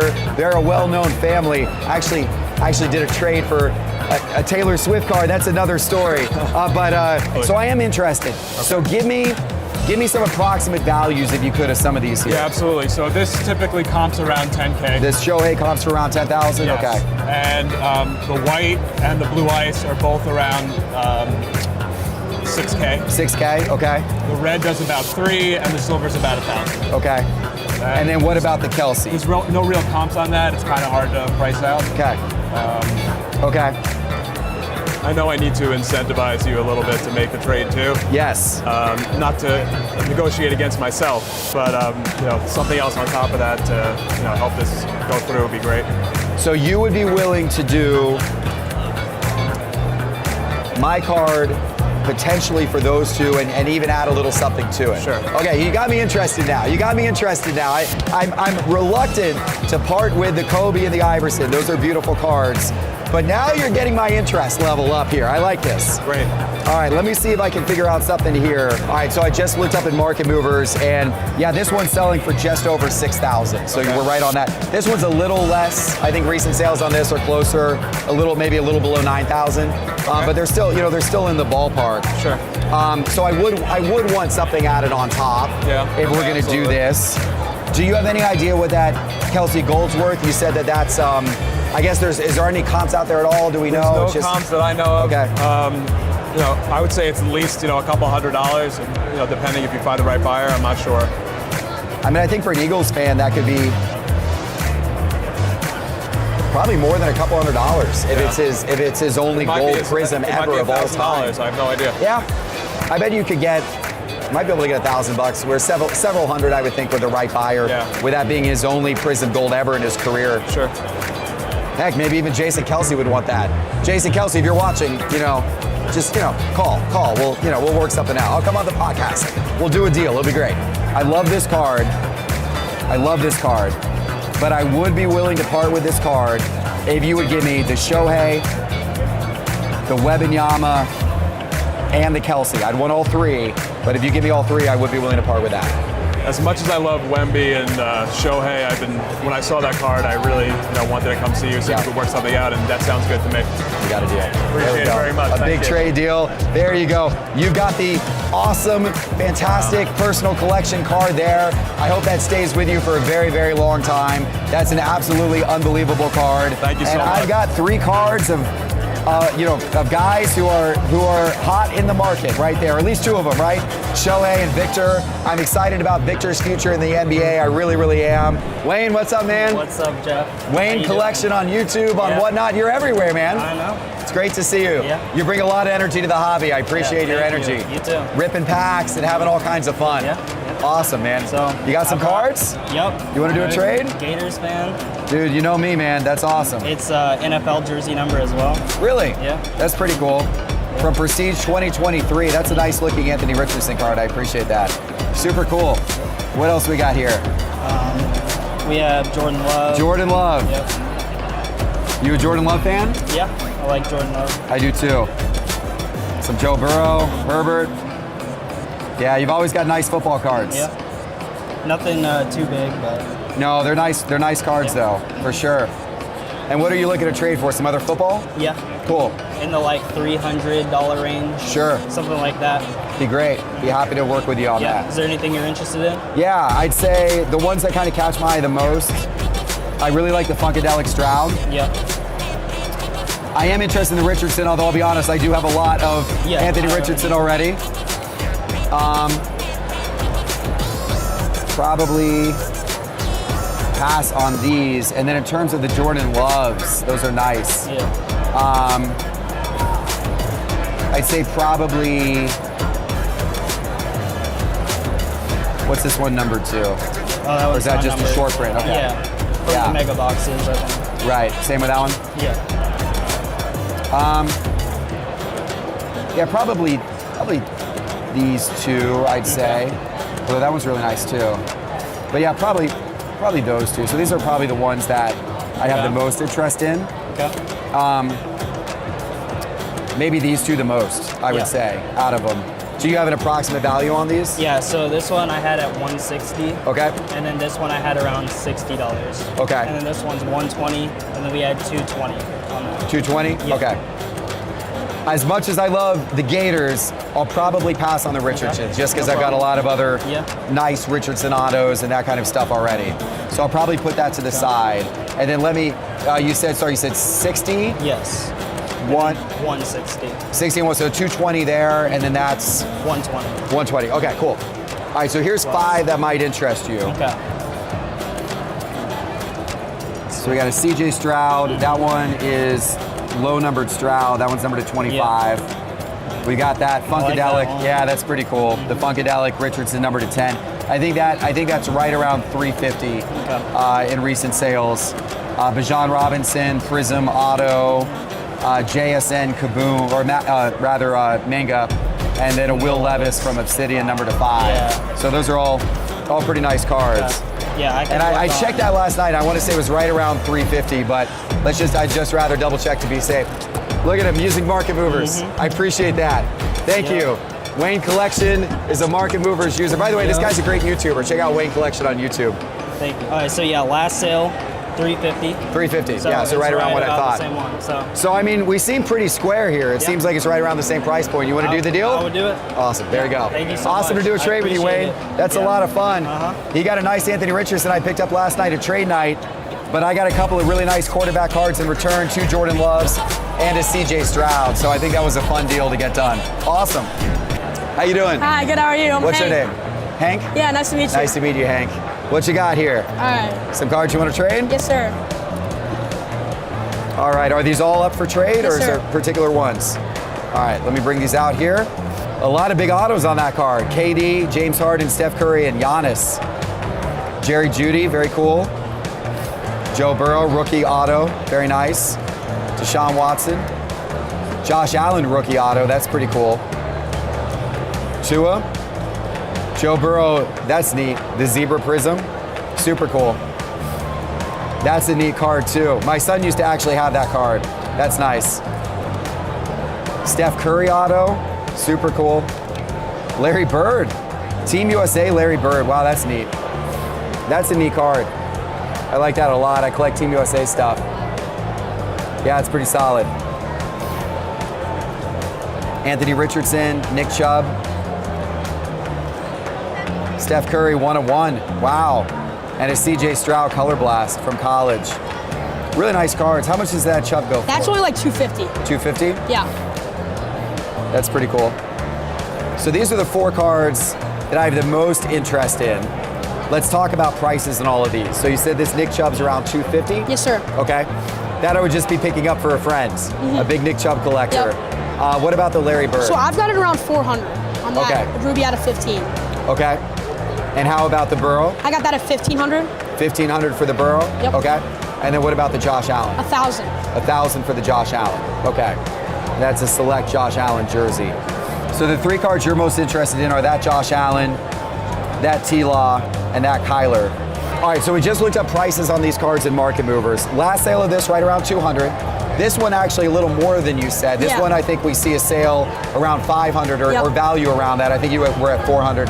This one 1,500, which I think is right where you were at. This one I think you said was around 1,000, Yes, right? sir. We haven't looked that one up yet, but I'll take your word on that. The Kyler is around 1,250. This is 235, and that's around 1,000. Yeah, so I was wondering if I could see that Luka crown auto instead of the Trevor Lawrence. I think they were. I got a little wiggle room on that. I think they were a little bit below 1,000. Yeah, so I was thinking like these four around 3,200. Okay. And then if I added this up correctly, it'd be around 3,250 or something like that. I like the deal. Other than one element of it, these 2 cards we got valued like right at the same price, Okay. right? Yep. And visually, if I'm looking at them, I think I would actually kind of rather keep my selects. Here's what I would counter propose to you. Take that back, and then we do that. We So do those these for 2 those cards three? for those 3. That works for me. You want to do it? Yes, sir. There we go. Thank you awesome. so much. Great trade. Yeah. A lot of really great cards there. That's a lot of fun. I'm getting a really nice Burrow, a nice Larry Bird, and a nice Nick Chubb, but giving up a great Kyler, and I think he's going to have a good season this year. Yeah, take a chance Hopefully on you'll see his stuff go back up and a nice Luka card as well. Awesome. Great deal. Yep, thank you so much. Sure. Saw you briefly at trade night the other night. That's right. And you had some vintage autos out on the table, right? Yep. You're the guy. So does this mean that you're here to sell me some of those beautiful cards or trade them to me? Yeah, it's possible. Just splashing the table with stuff that I love.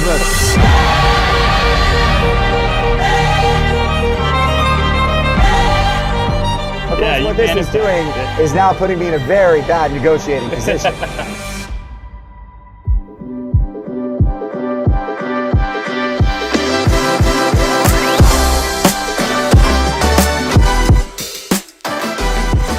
I would love to look at these. Yeah. I'm excited to see these. So this guy's really got some good stuff. I'm excited to see this stuff that this guy's got. Smaller stuff, okay? Okay. Just, we're going to start with the smaller stuff, right? We're going to start with Mickey Mantle autographs and Yogi Berra autographs. I mean, just some smaller stuff. Thurman Munson. He's a tough No auto. big deal. Very nice, very nice. And then here's a Wow. Whoa. few more. Here's a couple more. Oh, Satchel Paige. And then here's his rookie. That's man. That one I can't sell, but I love that card. Those are really nice. Those are really nice. And then these are really nice. I think you said you also wanted one of these too. So. Oh my God.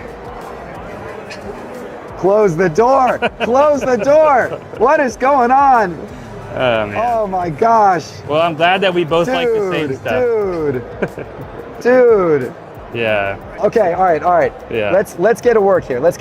Let's talk to me about values on some of these. Help me out. Let me get a sense of what we're thinking here. Yeah, some of them are tough. They don't have great comps, but the last 2 at Heritage for these. The Joe DiMaggio's. Yeah, they did 11 and 12,000. Okay. So these maybe a little bit lower than that because the autos aren't as strong. Right. Do you know what the population on those are? I think it's about 12. Total 12 that have ever been signed and exactly. dual graded by PSA. Yep. Okay. And then let's see, what else do I know? Satchel Paige, that's like an $8,000 to $12,000 card. There's some comps for those. Is that his first Topps card? His first Topps His first Topps card. That's what I thought. So that's kind of his Topps rookie. And it's one he does have the earlier Bowman rookie, but that's his first Topps rookie. Yeah.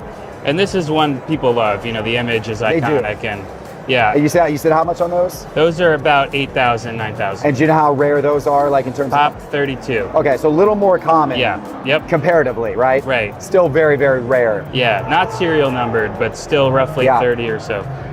Okay, what else? This is multi-sign cards. I think are just so cool. Yeah, very hard to come by. The logistics of getting those done and like the riskiness of it. So this one I think is about a $5,000 card.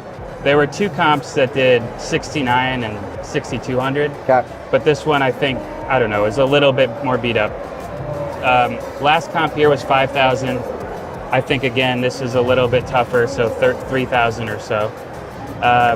What else do I know? The Jackies are, so I go after the Jackie Robinson run, so you can see. Are you going after the entire run? Yeah. Do you have the 48 leaf? I do not have the 48 leaf, no. I not would love signed. to get the 48 leaf signed, Jackie Robinson. That's an all-time Grail card. I know where 3 of them are. Okay. So with the collectors. But that's setting you back hundreds of thousands of dollars. Yeah, yeah. Definitely. So I'm waiting on figuring out, can I get the 52, the 49? Yeah. And then the Those 56. are the big ones. Yeah. So these ones, I think, it's all about eye appeal, right? So is the auto strong? Is it, centered card, good color, all of that? The last couple here were around 50,000. This one, I think, is also about a $50,000 card. This I bought at Heritage for 40,000 in November. And then that one I think is also in that range, 40 to 50,000.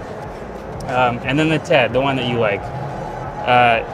This is tough too. The last comparable card was Trims, but it had a 9 auto and looked pretty good. And that one did 20,000 at bids. This is a 2.9 and it has the eye appeal sticker on the back. So I think it's, significantly more than that. Okay. The last one I didn't talk about was the Mickey Mantle. This is a triple sign, but also has an arrow pointing at Mickey. As if you didn't know who he was. Yeah, exactly. So I talked to the original guy who got that signed, and Mickey was laughing to himself as he signed it. So it's a cool card, and I think that one's, maybe 10,000 or so. Okay. Yeah. Now, realistically, you're open to trade.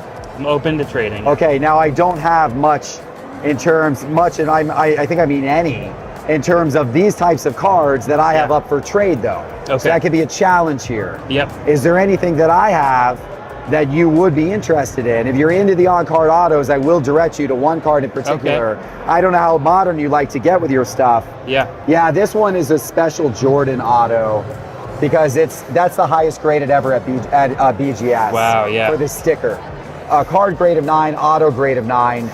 We can look up the pop report, but I'm fairly certain that's the only one that's a 9 with the auto that BGS has ever graded. And at PSA, there might be like 1 9, and that's it. It's super hard. Yeah, that's a great card. And that's a hard grade anyway on a sticker. Yep. So that's that's one I would be willing to trade that I think is of the ilk of some of this. And you got this Ali signed. Yeah, that's a crazy cool card. That's a big card, yeah. I would be open to talking about that. Yeah. If you want to bring that out. I have cash as well, so there was. There's total ever dual graded and of that card is 3. 3. Wow. 3. And this is the second highest of the 3. Got it. I paid 70-something thousand for it. Okay. Put a little bit of a higher sticker on it, just with how the market's been on some of these have been pretty good. For sure, yeah. Is that LeBron? Is that a 10 there? Yeah, that's a 10. It's a nice card. That's a 2012 Prism, first year of Prism. LeBron James card. A lot tougher. That's the Prism. So the Prism Silver, essentially. A lot tougher than people think on those cards. Yeah. I've also got an incredible big boy card in here that what do you got? Yeah. I don't really want to trade, and I would be kind of high on price on it. Okay. But this is the 86 star. You got that last year's snap. Yeah, right? A couple of nationals ago. Yeah. 3 nationals ago, I think it was. I paid $100,000 for it, which at the time everybody said was absolutely crazy. And then one of these sold recently for $130-something thousand. Great. So I honestly think this is just going to continue to go up. Yeah. So, I kind of just want to hold on to this one forever. Yeah. So I would be pretty high on a trade on this, but I do have it. Yep. So if you want to get crazy and trade me some signed Jackie Robinson, it could pry it out of my hands perhaps. Sure. But it would have to be something really special. So what are you most interested in out of my stuff? Let's take a look here. So in terms of, I'll clear a couple of these off here.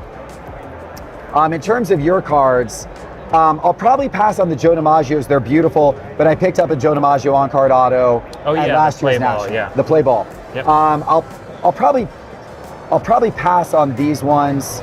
Yep. I like them, but not as much as some of the others. I do like the Satchel Paige. Okay. So I am definitely interested in one of those two. Yep. I like all of the Jackies. The price on these, obviously these get very expensive, right? Yeah. And there's the other Satchel. That one you said I couldn't sell that. you couldn't sell that. So we'll obviously move that off the table as well, right? I am interested in potentially any of the Jackies. Okay. That's pretty cool. Yeah. I don't have the same level of interest in that as I do the others. Sure. But I have some interest. And then I am interested in the Ted Williams. Yeah, the easiest ones for me to sell would be these three here, because these are, like I said, were part of my signed Understood. run. And then I also am doing the signed 48 leaf set. Oh, okay. Baseball set. So I have, I'd like to keep that if I could, but I understand that you really want it as well. So I don't know. I mean, it seems like we're kind of far with, like these are big boy cards, you know? Yeah. Would you be open to buying versus trading? I just don't have that level of cash on me, but I would be open to it actually, potentially, if you're open to like doing a wire or a PayPal or something like that. Yeah, so I mean, if you don't want to trade any of the Jackies, if we're down to those three, then obviously it does make it, we're a little bit off, unless you were potentially interested in the LeBron. I could look up what that goes for, You want to take a peek at that? I'll take a peek. And like these I'd be open to if there was something that I really wanted. And I guess I'm just...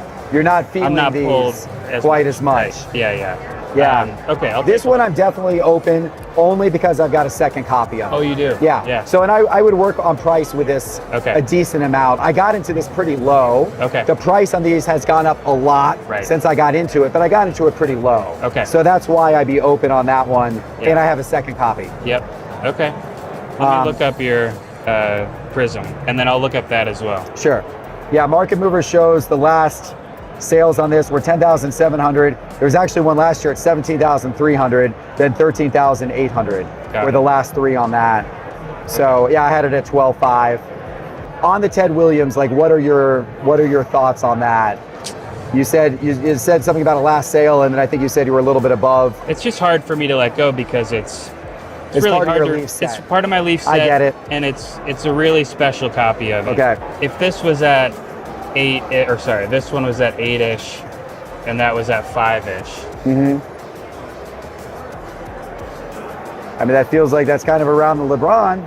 It's maybe around the LeBron. The last sale was 10.7, and you said the other one was what? The only sale this year was 10.7. There was one last year that was up at like 17 or something. Oh, wow. It was pretty high. Maybe a weird, suspicious sale. I don't know. Yeah. The market's come up a little bit since then. Yeah. Okay, got it. That's where you're coming from. Yeah. That was April, 10.7 in April. So if we were 13 here, and that's like 11-ish, 11.5. Yeah, probably something like that. So we're a little bit off, but I would be willing to potentially do something. Okay. Where were you around on that one? You said around 5? Yeah. That looks about fair based on what I'm seeing. Yeah, okay. So I think I would prefer because these are guys that I collect. Yeah. I don't necessarily collect that. Understood.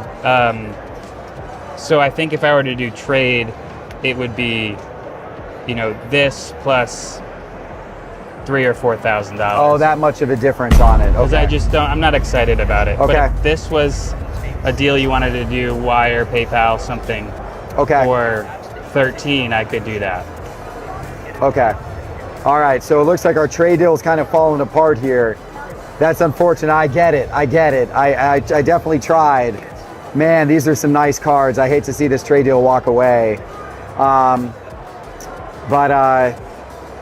Okay, so cash-wise, yeah, I think if I were to pay cash, the Satchel interests me more than the Mantle and Berra is a super cool card, but there's not a whole lot of significance to that card other than, like, it's not rookie years, it's not first top, the Satchel's first tops card. It's like got some extra significance, So you like that, yep. But it is cool. I mean, it's two of the all-time Yankee greats for sure. Yep. Power hitters from that era. So you would sell them for 13 cash, but you're not looking to do a trade right now. Yeah, unless there was much more value. Yeah, much more value than I was going to give you on it. Okay. Yep. All right. All right, let me do this. I'm interested in potentially working something out. Yep. But let me see what happens the rest of the day Sure. today. If I end up Totally. selling some cards, I had a guy who was interested in cash for Mahomes, for example. Yeah. If I ended up selling some cards, I end up with some cash. Maybe I ping you, you come back Of over, course. and we do something on the satchel. Yeah, that sounds great. Okay. I think it's just fun to talk to you about signed cards too, and These are get incredible. to see some amazing stuff. I know the audience loves seeing these as much as I do, so this is incredible. Yeah. I really Hey, appreciate it. no worries. Yeah. Nice to meet you. Nice to meet you too. So, all right, got some nice cards out Yes, here, huh? sir. I'm ready to work a deal. I have my eye on that Mahomes there, so hopefully we can work a deal on that. The Mahomes rookie ticket auto. Yes, sir. Okay. I'm from Kansas City, so Okay. I would love to come back with that. So yeah. That's a beautiful one. I picked that up yesterday. For sure. Can I take a look at it? Yeah. Look at that. That is sick. Yeah, it's got a nice auto on it too. Nice, clean, bold auto. Yeah. Really, really nice card. They probably should have graded the auto, honestly. It looks like a 10. I honestly think they should have graded the auto. Yeah. So if I were to hold on to that, I would resubmit that for an auto grade. Yeah, for sure, It yeah. looks like a 10 auto to me. So this is the stack I'm moving here, and I have cash and PayPal to include in a deal as well. Okay.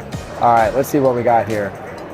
Something light there, nothing much. Shaden Sharp, Yep. out of 5. Yep. People are excited about him. Yeah, I think he's going to be the Blazers' #1 option. That's why I like him a lot. Yeah. All right, CJ Stroud, hyper in a 10. Yep. That's cool. Anthony Richardson, black color blast in a 9. Okay. Luka finals ticket. That's pretty cool. Yes, sir. A Herbert flawless. The patch on there is nasty. That's a nasty patch. Yep. Yeah, that's super cool. What year? Oh, that's the rookie. Rookie Yes, that's year, but it's the 2020. white box. Okay. Yep. Okay. Anthony Richardson, gold sparkle 10. Out of 24, only one graded. Really? Yeah. Yeah, you got good Yep. cards. Appreciate Luka it. from Spectra, Josh Allen from Immaculate. Exactly, yep. Okay. All right, let me pull a couple out Yep. that I'm less interested in. Okay. So these 4 Yep. are probably the 4 that I have the most interest in. Okay, perfect. Give me let's go through these one more time then in terms of price. Yeah. So 16 here, Okay. 5K here, 4,500 here, and 1,800 here. Okay. And that's only one graded to 10, right? Yep.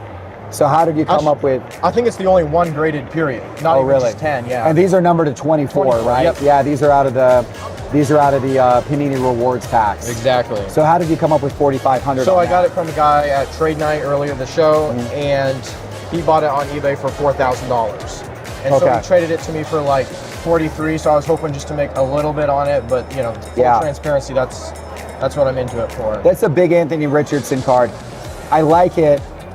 I don't know if I want to put that into Anthony Richardson right now. A raw also did 1,500. I don't know if that helps or not, but being the Okay. only one graded, it's a pretty cool one. So yeah. Also the eye appeal, the sparkle looks really sweet. It does. It's a super cool card. It's a super cool card. But you got 2 really big cards here. Yeah. Between the 2, I think I'd rather have Had the the Luka. Luka, yeah, for sure. Yeah, let me clear this one. Sounds good. Especially if I'm trading Yeah. a proven Player. incredible guy. I'm already trading it Yeah. for some risk. Yeah, for Luka's a little bit less risk. Understood. He's a lot less risk than Anthony Richardson. Most definitely. He's still more risk than Patrick Mahomes is, but he's a little bit, at least he's less risky than even, Stroud, Yeah, Richardson. All right, let me do a little homework here. Sounds good. All right, the last one of these that I see was a PSA 8 Auto 8 Ooh. that okay. went last season. Okay. A year ago. It went last, when did it go? Last November. Yeah. For $10.94. Okay. It is not as good of an auto, probably. Yeah. But it was card 1 out of 25, which for some people adds a little bit of value. Yeah, I guess. So I went out of 99, did 1,300 recently. Okay. So that's also what I was using. I'm a little bit flexible, of course. On Yeah, I probably couldn't get quite to Yeah, what would you be at on this? 16 on it. The out of 99s, people see those as the true ones, so they Yeah. sometimes. I think the eye appeal's a little better on these because of the foil, but yeah, I get what you're saying, for sure. I'd probably be around 1,300 on it. Yeah. It's probably where I'd be on that. That works. Okay. I got into it for 13, so I'm cool breaking even to get Okay. Mahomes like this. That's how I think about where it's at. Yep. All right, let me look up the Luka here. in market movers. The last BGS 9 I see was $4,300, but that was way back April of 2023. Okay. So I think he's up a little he bit might since be. then. Yeah, that's such a long time ago. I agree.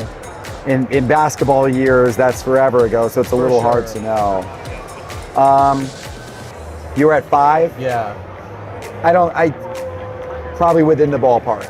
I don't know exactly, but within the ballpark. Awesome. I'm pretty sure the last two on the Stroud here are 1730 and 1800. I think is what I'm seeing. I don't know if you're seeing the same thing, but Yeah, and one did 1550 as more well. recently? The most recent one did 1800. Okay.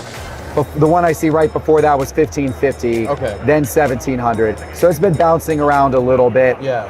But yeah, the last one was 1800. Okay. In a 10. If we're gonna price that at 5, okay, I'd like to stay close to 10. I'd like to stay at like 10 on this. Okay. Okay. Like I have a little bit of wiggle room, but also we're giving a good value. I feel like we're giving a good value here, so I kind of want to stay. Yeah. So this is 63. Yep. 73, 81 in value, right? $8,100. You guys can't take PayPal, right? If Yeah. I do some PayPal. I would do. Would you do 16 cash on top? 16's a little short.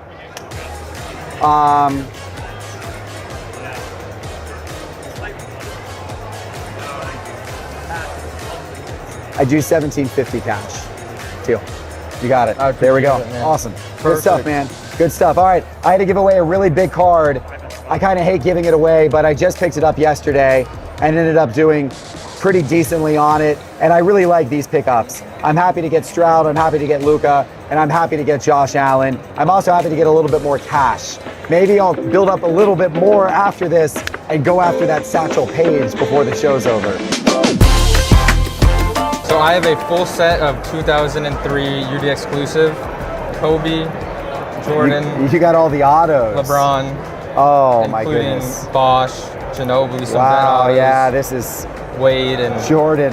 Yeah, this is pretty cool. How long have you had this? I picked this up earlier this year at a show. I was just, walking around at one of the shows and someone had it in their showcase and I was, instantly attracted. Of course, you have the 3 big players, but it's also the complete set. You have some vet autos like McGrady, Pierce, Yao Ming, all on card, and the 3 main ones are all 9.5s, which are really tough to find. Yeah. Yeah, Kobe, Jordan, LeBron, and they're all 3 card grade 9.5, auto grade 10. Yeah. That's pretty special. So what does a complete set like this go for? So I was asking 40,000 for the complete set. I'm probably looking more so at a 35. Okay. The Jordan, a BGS 10, just did 32,000. Okay. So that's really the main one. The LeBron's a little over 10,000. It's around 11 or 12, I think. And the Kobe's probably around 6,000, 7,000. And a couple of the others, the Wade's probably a little under 1,000. Some of the vet autos are 300, 400.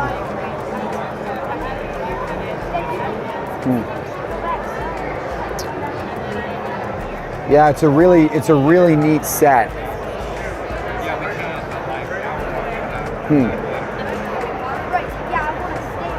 Man, you see the craziest stuff at the National. Like most card shows you go to, you're not going to see stuff like this, especially walk into a trade night or walk up to you in somebody's case willing to trade. But at the National, you see this kind of stuff, and you actually see this kind of stuff a lot. Like just stuff that shocks you, that is put out on the table, and you're like, man, I've never seen that before. That's what the National is. Kind of makes one of the reasons why it's so special. It's kind of what it's all about. Oh man, how many cards total is in There here? is 59. It was supposed to be 60, but one of the rookies wasn't in the set, so it's 59 cards. Okay. I think it's around half rookies, half veteran. All right, as much as it pains me to say this, I think I'm going to pass on it. Okay, sure. I really appreciate you showing it to me, and there actually might be somebody out there watching who's particularly interested in this. I actually think your price is fair. Like if you're willing to do around 35 for this, I think your price on it is pretty fair. But for me, I tend to collect players more than sets. Yeah. Occasionally, I will collect a set, like the 86 Fleer set, because it's so iconic. I own that complete set. But other than like one or two like real iconic sets like that, I tend to be more of a player collector. Okay. Other people are set collectors or they're period collectors. They may love 2003 basketball and try to get all of it. But for me, I'm more of a player collector. I've got LeBron, I've got Kobe, and I've got Michael Jordan, but I'd rather have several LeBron cards rather than a mix of LeBron with like all of the other guys. So if I were to buy it, I might end up even breaking it up, which probably isn't the proper thing to do with it. So I think I'm going to pass. Sure. But I really appreciate it. Do you have an Instagram? Because we can put that up on the screen. Sure. What's your Instagram so we can put it up? It's Big Baller Card 2.0. Big Baller Card 2.0? Yeah. We'll just flash that on the screen so if anybody out there sees this and has some interest, we can kind of show it off. How you doing? I'm doing good. How are you? Good, man. What's your name? Bruce. Bruce. Nice to meet you, Bruce. You got a big card case there. Thanks. You gonna put it up here? Yeah, I don't have anything extremely valuable, but That's okay. I got some John Morant's that I thought you'd like. Oh, yes. Those ones. Bruce, these are really nice cards. Thank you. Yeah, they're very, very nice cards. That's a cool design on that Monopoly card, the Monopoly Black. Yeah. That's a short print from Monopoly, and then that's the Genesis, which is always popular. I like both of them. So you're looking to trade those? Yes. Do you have a price in mind on each of those? Well, I was told maybe 100 to 110 for that one, and this one I'm not really sure on, but Okay. I was thinking maybe around the same as that one, maybe 80, 70, something like that. Okay. All right, I'll take a look. Yeah, 110. The 110 sale actually might be a little bit low. Well, I guess that's the only one from this year. Last year it sold for $200, but that was before last season. Well, we got injuries yeah, and so I guess 110 is about right on that. And then let me see if I can find anything on this Monopoly card for you, okay? Okay, I had a hard time finding anything. Yeah. Okay, so I did find the sale of that one right there. So last sale of that one was about $55. 55. Oh, Yeah, so you're about 110 and about $55, is that right? Okay. So about $165 total for those two cards. What sport do you like collecting the best? I like basketball. Okay, and any players in particular or just anyone from basketball? If you had any Kevin Durant's, maybe, and that. I also have $80, if that would do anything. Okay, I don't have any Kevin Durant's, but I do have some cards that I think are pretty cool that you might be interested in. Any of those, would you have any interest in? I like the Halliburton. Well, let me take a look here for you. I really like your apps. Thank you very much, I appreciate that. So, last sale of that one was a little low at $259. Over the last 30 days, it's averaged $290. $290, okay. But yeah, $259 last sale. These two we had valued together at what, about $165? Yeah, something like that. So that would put you about $100 short of that card. Do you think $89 could cover that or something like that? You know what I think? What? I think I'm going to give you that card even so you can keep your cash and buy some other stuff on the show floor. You want to do that? I'll show you that. Let's do a deal. There you go. There you go. Thank you. You're welcome. Enjoy that. That's a great card. Thank you. Thank you very much for my John Morant's. I appreciate it. Nice doing a deal with you. Thank you. See ya. Absolutely. Good to see you again. Got a card I think you might like. We talked about this a little earlier. I do like this one. Yeah. I knew you had this, and I'm definitely interested in this. This is a huge LeBron James autograph card. Beautiful card. How long have you had this one? I've had this one for a couple weeks. Okay. I like to move. You like to move cards quickly. Exactly. So I know you have something hidden that I've been asking you about for a couple of weeks now. I brought it. I know what you're after. So this is Michael Jordan's 1986 Fleer sticker, and that is a on-card autograph. It's a Beckett graded as a 9 with a 9 autograph, and as far as I can tell, that is the highest graded and the only one. It's a beautiful sticker. It's a really nice autograph on it as well. The Jordan autograph market has been hot. The Jordan market in general has been pretty hot, and especially Jordan autographs. Yeah, for sure. So what were you looking to get on this? So I priced it at $45,000. I can negotiate a little bit on it, but given how hot the Jordan market has been recently, I don't think I'm far off on my price there from what that would actually command, if that went out to auction or something like that. Sure. there's some big Jordan autograph cards at auction right now that will be ending in the weeks ahead, and I think they're probably going to set new all-time highs. Agreed. And when they do, it's going to bring the value of this one up along with them. Absolutely. Okay. Just to get into the nitty-gritty here. Sure. I know I'd looked into it a little bit after, I saw you had the card online, and I figured with what I saw with some PSA sales with, 10 auto grades or authentic auto grades, I was thinking that I wanted to kind of be somewhere in the high 30s on this. Okay. Is that something that you would consider? I consider that. It feels a little low to me. Okay. But I mean, we're within striking distance. Yeah. What are you asking for this one? So on this one, obviously, there's the 10 auto on this as well. It's a fresh PSA label. The last 10 sale was in October of 23 for $36K. Okay. That market is up a little bit, but I'm not increasing the value from the 36. I believe it's pop 18 on the 1010 versus a pop 67 on just a PSA 10. So that's why there is that premium over just the PSA 10 sales. Right. So I actually see them as very similar value. Okay. Just a matter of, what card you prefer to have, and I'm obviously very interested in this. And you're trading one GOAT for another. Pretty much. Yeah. Yeah. I think the difference is that the Jordan market's a little hotter right now. It's a little hotter, but LeBron's right there. Like his market's, he's won the Olympic gold, and a lot of people are asking about his stuff. I hope that makes a difference for him, because LeBron's market has it's sagged a lot over the last couple of years. I'm sure the investor side of you might want to get into the asset that's a little lower and move something that's kind of at a high point right now. But so that is part of my thought process. Yeah, that is true. The only thing is, are we at the high point yet? I think we're going to be at the high point on this card a month or two from now, which is probably why you want it now, because you're seeing it as an opportunity, pick it up. Yeah, and I've also never. Weeks from now, maybe turn around and find somebody else who wants it. For sure. Let me look up this LeBron James here in Market Movers. So the last sale of this card in just a regular 10, not a 1010, was $24,400, and that looks like that was a few months ago. Look at the serial number on it. Let me look here. Then look at mine. I see what you're saying. So it's an old. No, look at the serial number.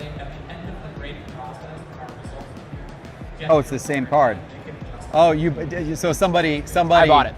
You bought it? Oh, look at you. So you bought it, and then you reholdered it, sent it off for an auto grade as well. Yep. See, that's savvy. That's savvy. So you're gonna make a nice, no matter what you trade that for, you're gonna make a nice return on that. Exactly. That's an interesting way. I do that all the time. It doesn't always work. I only do that when there's a really clear picture on the site. It just seemed like a good value add opportunity. So yeah. All right. Well, good for you. That's the savvy way to do it. So so that one went for $24,400. Yep. And then I see what you're saying. There was another one on Golden late last year that went for $36,000, and that was a 1010. And his market is actually, I think that October to December of last year, both for Jordan and LeBron, were their bottoms. Like LeBron exquisites are up considerably since then. Other high-end LeBron's up since then. So it just, I think the 36 is a fair number. I think it could even be slightly higher. There's a PSA 10 on auction right now with a really bad autograph to already at 22, and a 9.5 just at 21, a 9.510. So.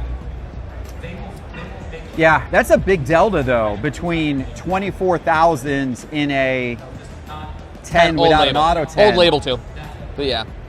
I think that the pop being a quarter of the pop of the 10, with getting it reholdered, a lot of potential bidders on that were probably turned off by that. And then the 9.5 sold afterwards for 21 when those were doing 15K consistently late last year. Yeah. So I think that I understand I'm a little steep compared to what I paid, which might come off as a little greedy, but I think that it's justified on this card. I mean, look, you did a smart thing. You're making a good flip here because of what you did. So you took the risk, so you deserve to make the premium back on this. So what would your offer be right now for the Jordan? How much cash on top of the LeBron would you throw in for my Jordan card? I think $1,500 is fair. $1,500. Yeah. Okay.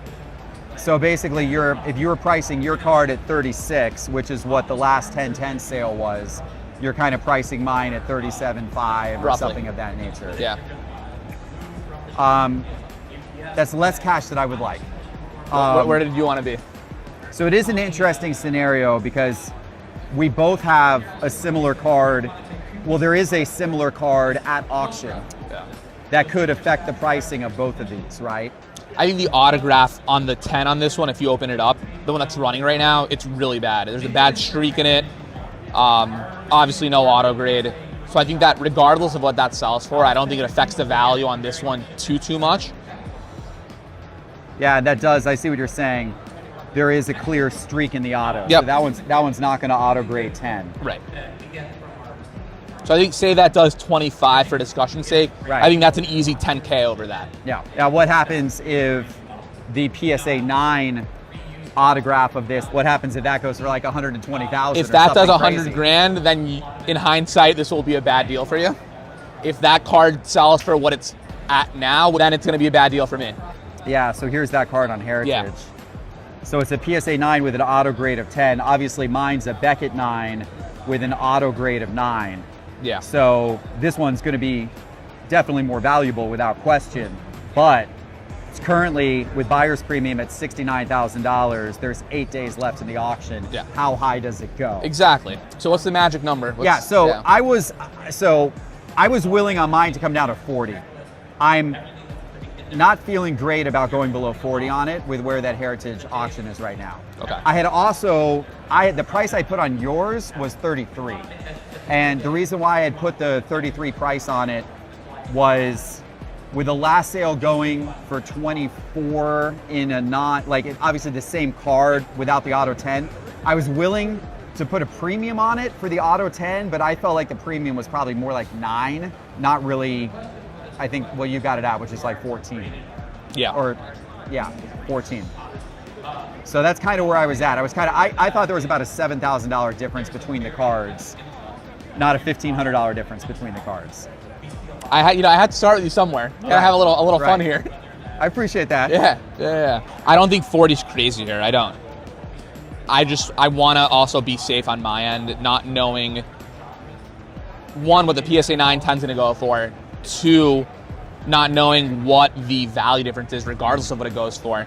You know, PSA just commands such a premium, as we both know, and that auto grade is huge. The autograph is pretty nice here. Could you do 4,000 cash? I think that's probably going to be my best. So you're offering me the LeBron and 4,000 cash. Correct. For the Jordan. Yep. All right, David, let me do this. Let me think about that for a few minutes. Not a problem. You're set up on the show floor? Yep. Okay. Let me come by your booth. Cool. I'm going to think about it for a little bit, and I'll come by your booth and we'll see if we get something done. Awesome. Okay? Appreciate it, man. Thank you. Good to see you. You as well. All right, David. You sell the card, right? Still have the card. Okay. A lot of your showcases here have been pretty wiped out today. It's been You must have been selling a lot of stuff. Yes. It's been a busy day, but held this for you, so. I'm glad you kept that one back. Yes. So I think we left off where you had offered the LeBron and 4,000 cash, Correct. right? Yep. And I know you had said that was kind of the highest you wanted to go. I was looking for 7. Yeah. So I got two things we could possibly do to maybe work this out. Okay. If you want to pay cash for the difference, 5,500 is my low. So obviously you're at 4, I'm at 7. I didn't want to go below 6. I go to 5,500 to try to get something done on cash. Yeah.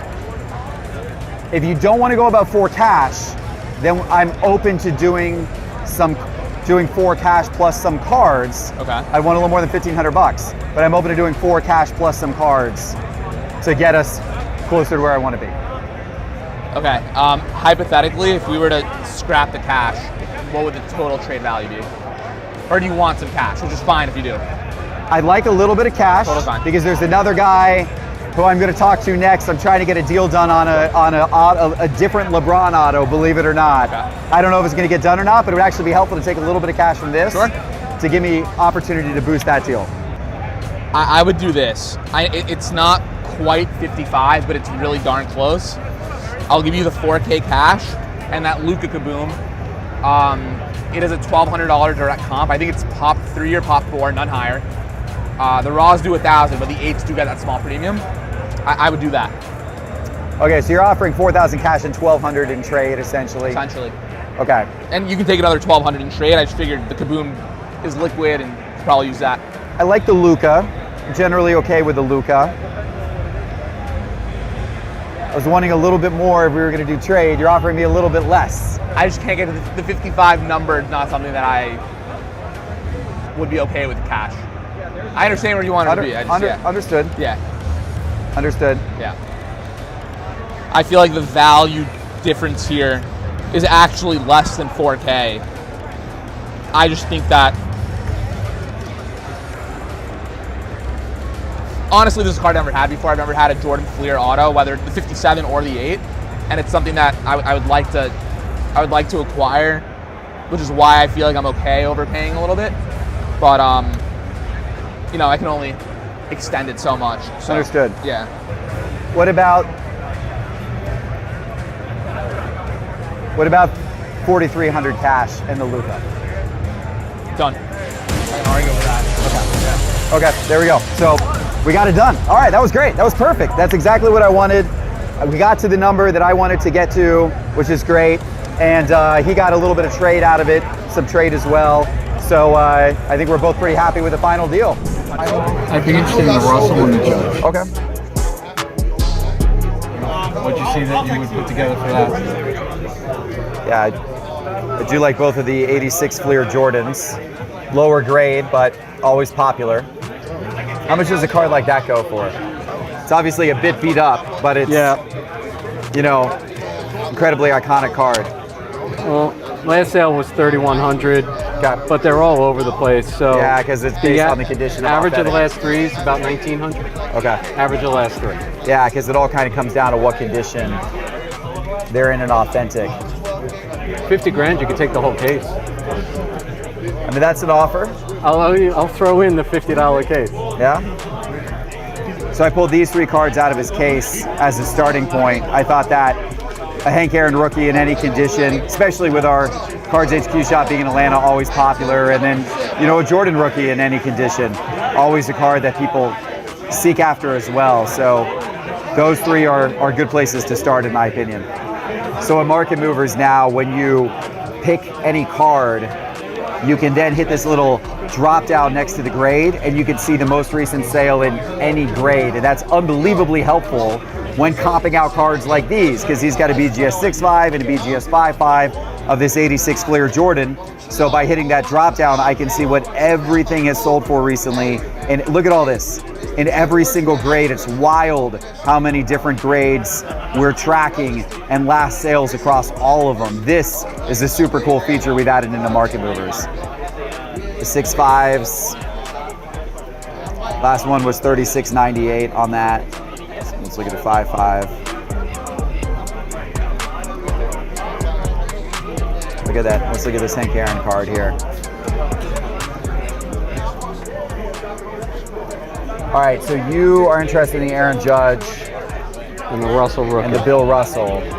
I pulled out these 3: the Hank Aaron, the Jordan in a 5.5 grade, and the Jordan in a 6.5 grade. I would offer you those 2 cards and $1,000 cash for these 3 cards. Would you do, probably not since that's what you said, but would you do these 2 for these 2 straight up? Because I have this card a little lower than 8. Yeah. Just based on priors and the centering. And I get a little bit of room on these. No, I probably wouldn't do those. I could not do that straight up, no. Yeah, so you've offered the Hank Aaron and that Jordan for those 2 straight up. I think this is about 6. That's my opinion. I think these are about 6. Yep. I think this is about 6. Maybe that's 5. So. Yeah, so I'm in alignment on the price of these.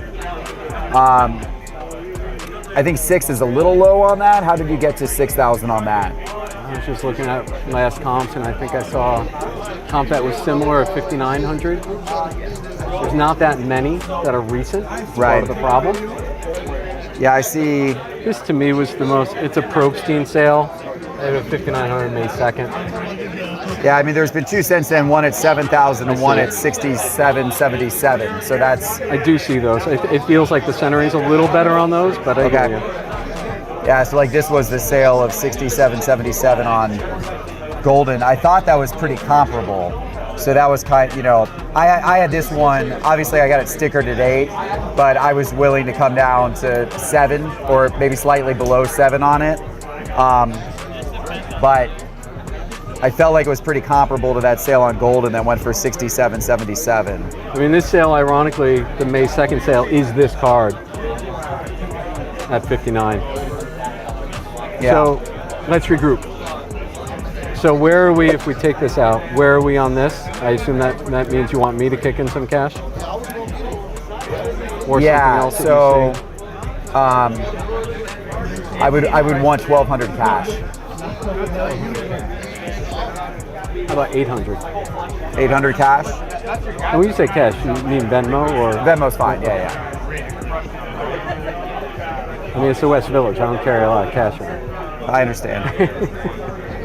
All right, so you're offering the Hank Aaron and the Jordan plus 800 cash for the Bill Russell and the Aaron Judge. I wanted 1,200 cash. I would do 1,000 cash. And a hearty handshake? You wanna do it? Hearty handshake it is. All right, there we go. Great. We got a deal done for some iconic cards for sure. A Hank Aaron rookie, a Michael Jordan rookie, a Bill Russell rookie, and then an early Aaron Judge on-card autograph, PSA 10 from Heritage, a real one auto. 4 beautiful cards changing hands and a little bit of cash thrown in to make the deal close. Say basketball card, the triple auto card.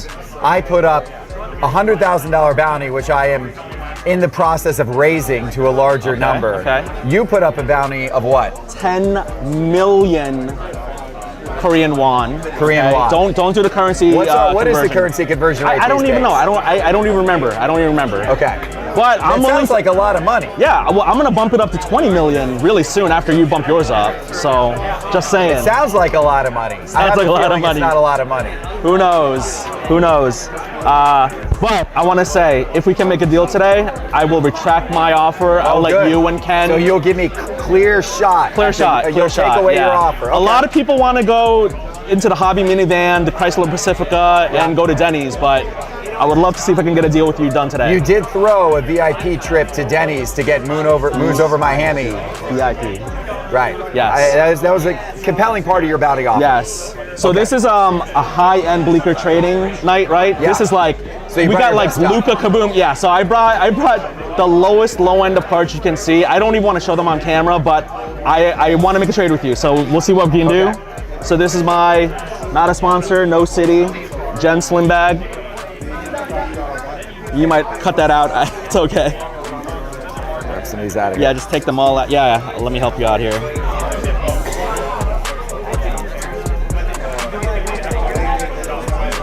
So as you look through this, I wanted to say one thing.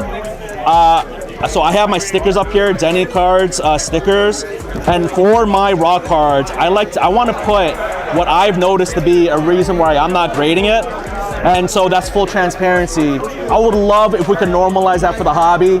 I know that a lot of people want to like maybe, push errors onto like the buyer and like, oh, buyer beware, and like let them do the work. But I would love it if we could just give more transparency, just be more honest with each other when we sell these raw cards, because we all know we're all grading these cards. It's a good idea. Will you convince most people watching to do that? Probably not. No, yeah. But it's a good idea. All right, there are 2 cards in particular I pulled out that I saw. Okay. You've got a beautiful Josh Allen 2021 Optic Downtown PSA 10. Okay. Always love those cards. Yep. Very liquid, very in demand at all times. Yep. I've also got a Drew Brees auto, and I pulled that one out because I don't see a lot of Drew Brees autos. On-card, beautiful signature. It's a nice Drew Brees on-card signature. It's from Flawless, etched in time. Yep. And Drew Brees stuff isn't super expensive, but he's one of the great quarterbacks of the era. Can I ask you, are you trying to maybe get this so you could flip it to Dustin's postcard dad? He would like Saints that. Saints quarterback fan? Yeah. I mean, there might be a future trade with him for that. But that's a pretty cool card. Yeah, so it I is. like those two are probably my favorites that I would pull out that I have interest in. Are there any maybe cards, or the rest are kind of like, thanks but no thanks type of situation?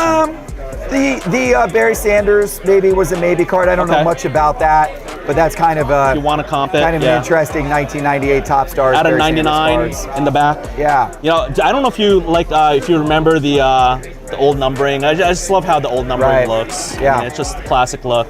So that's kind of neat. So I'd be kind of interested in that one. Maybe. I'll put it in the maybe pile. Put it in the maybe pile. Yeah. The LeBron's pretty cool too. Yeah, I just got the 2000 that's the 2007 Topps Chrome LeBron James. That's the white refractor. So that one is numbered to 90. Is that 99? 99. Yeah.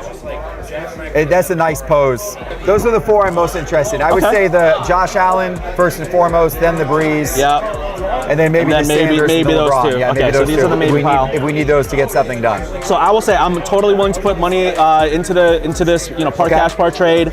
The card that I would love to try to go for is I've been chasing. I've never had an '86 Fleer Jordan. It is a BGS 5.5. I think. I mean, this one doesn't have a sticker on it. Do you have a valuation on this?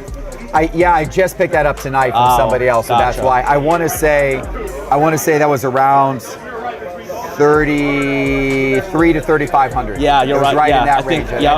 I think those were right around 3,000. Actually, if I remember. Yeah. The last couple of sales of that card when I was looking it up a little while ago. If I can't swing for this, because this is my goal or chase if I could get it. But that said, Victor Silver rookies. I mean, you have two of them right here, PSA 10s. These are like commodity cards. They transact almost on a daily basis. They do. High pop and all Very that, but easy. it's like liquid. Kind of like like these two are like really on par with each other, I think. I would agree with that. Yeah. I would agree with that. But let's Very see. similar cards. Yeah, so last sale of that was $31.20. Okay. Sale before that was $29.95. Got it. They bounce around. Yeah. So I think it's right around 3,000 is I think what we've done the deal on a little while ago. So 3,000. We'll try to. So that's my goal.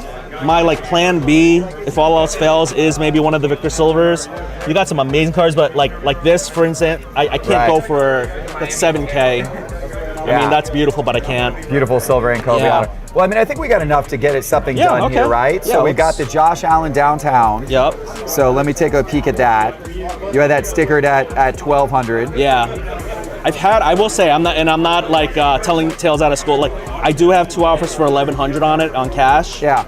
On eBay, 1,100, which after 15% in fees, it's going to be about $935. Right. But I do have Instagram offers about $1,000, $1,050. Yeah.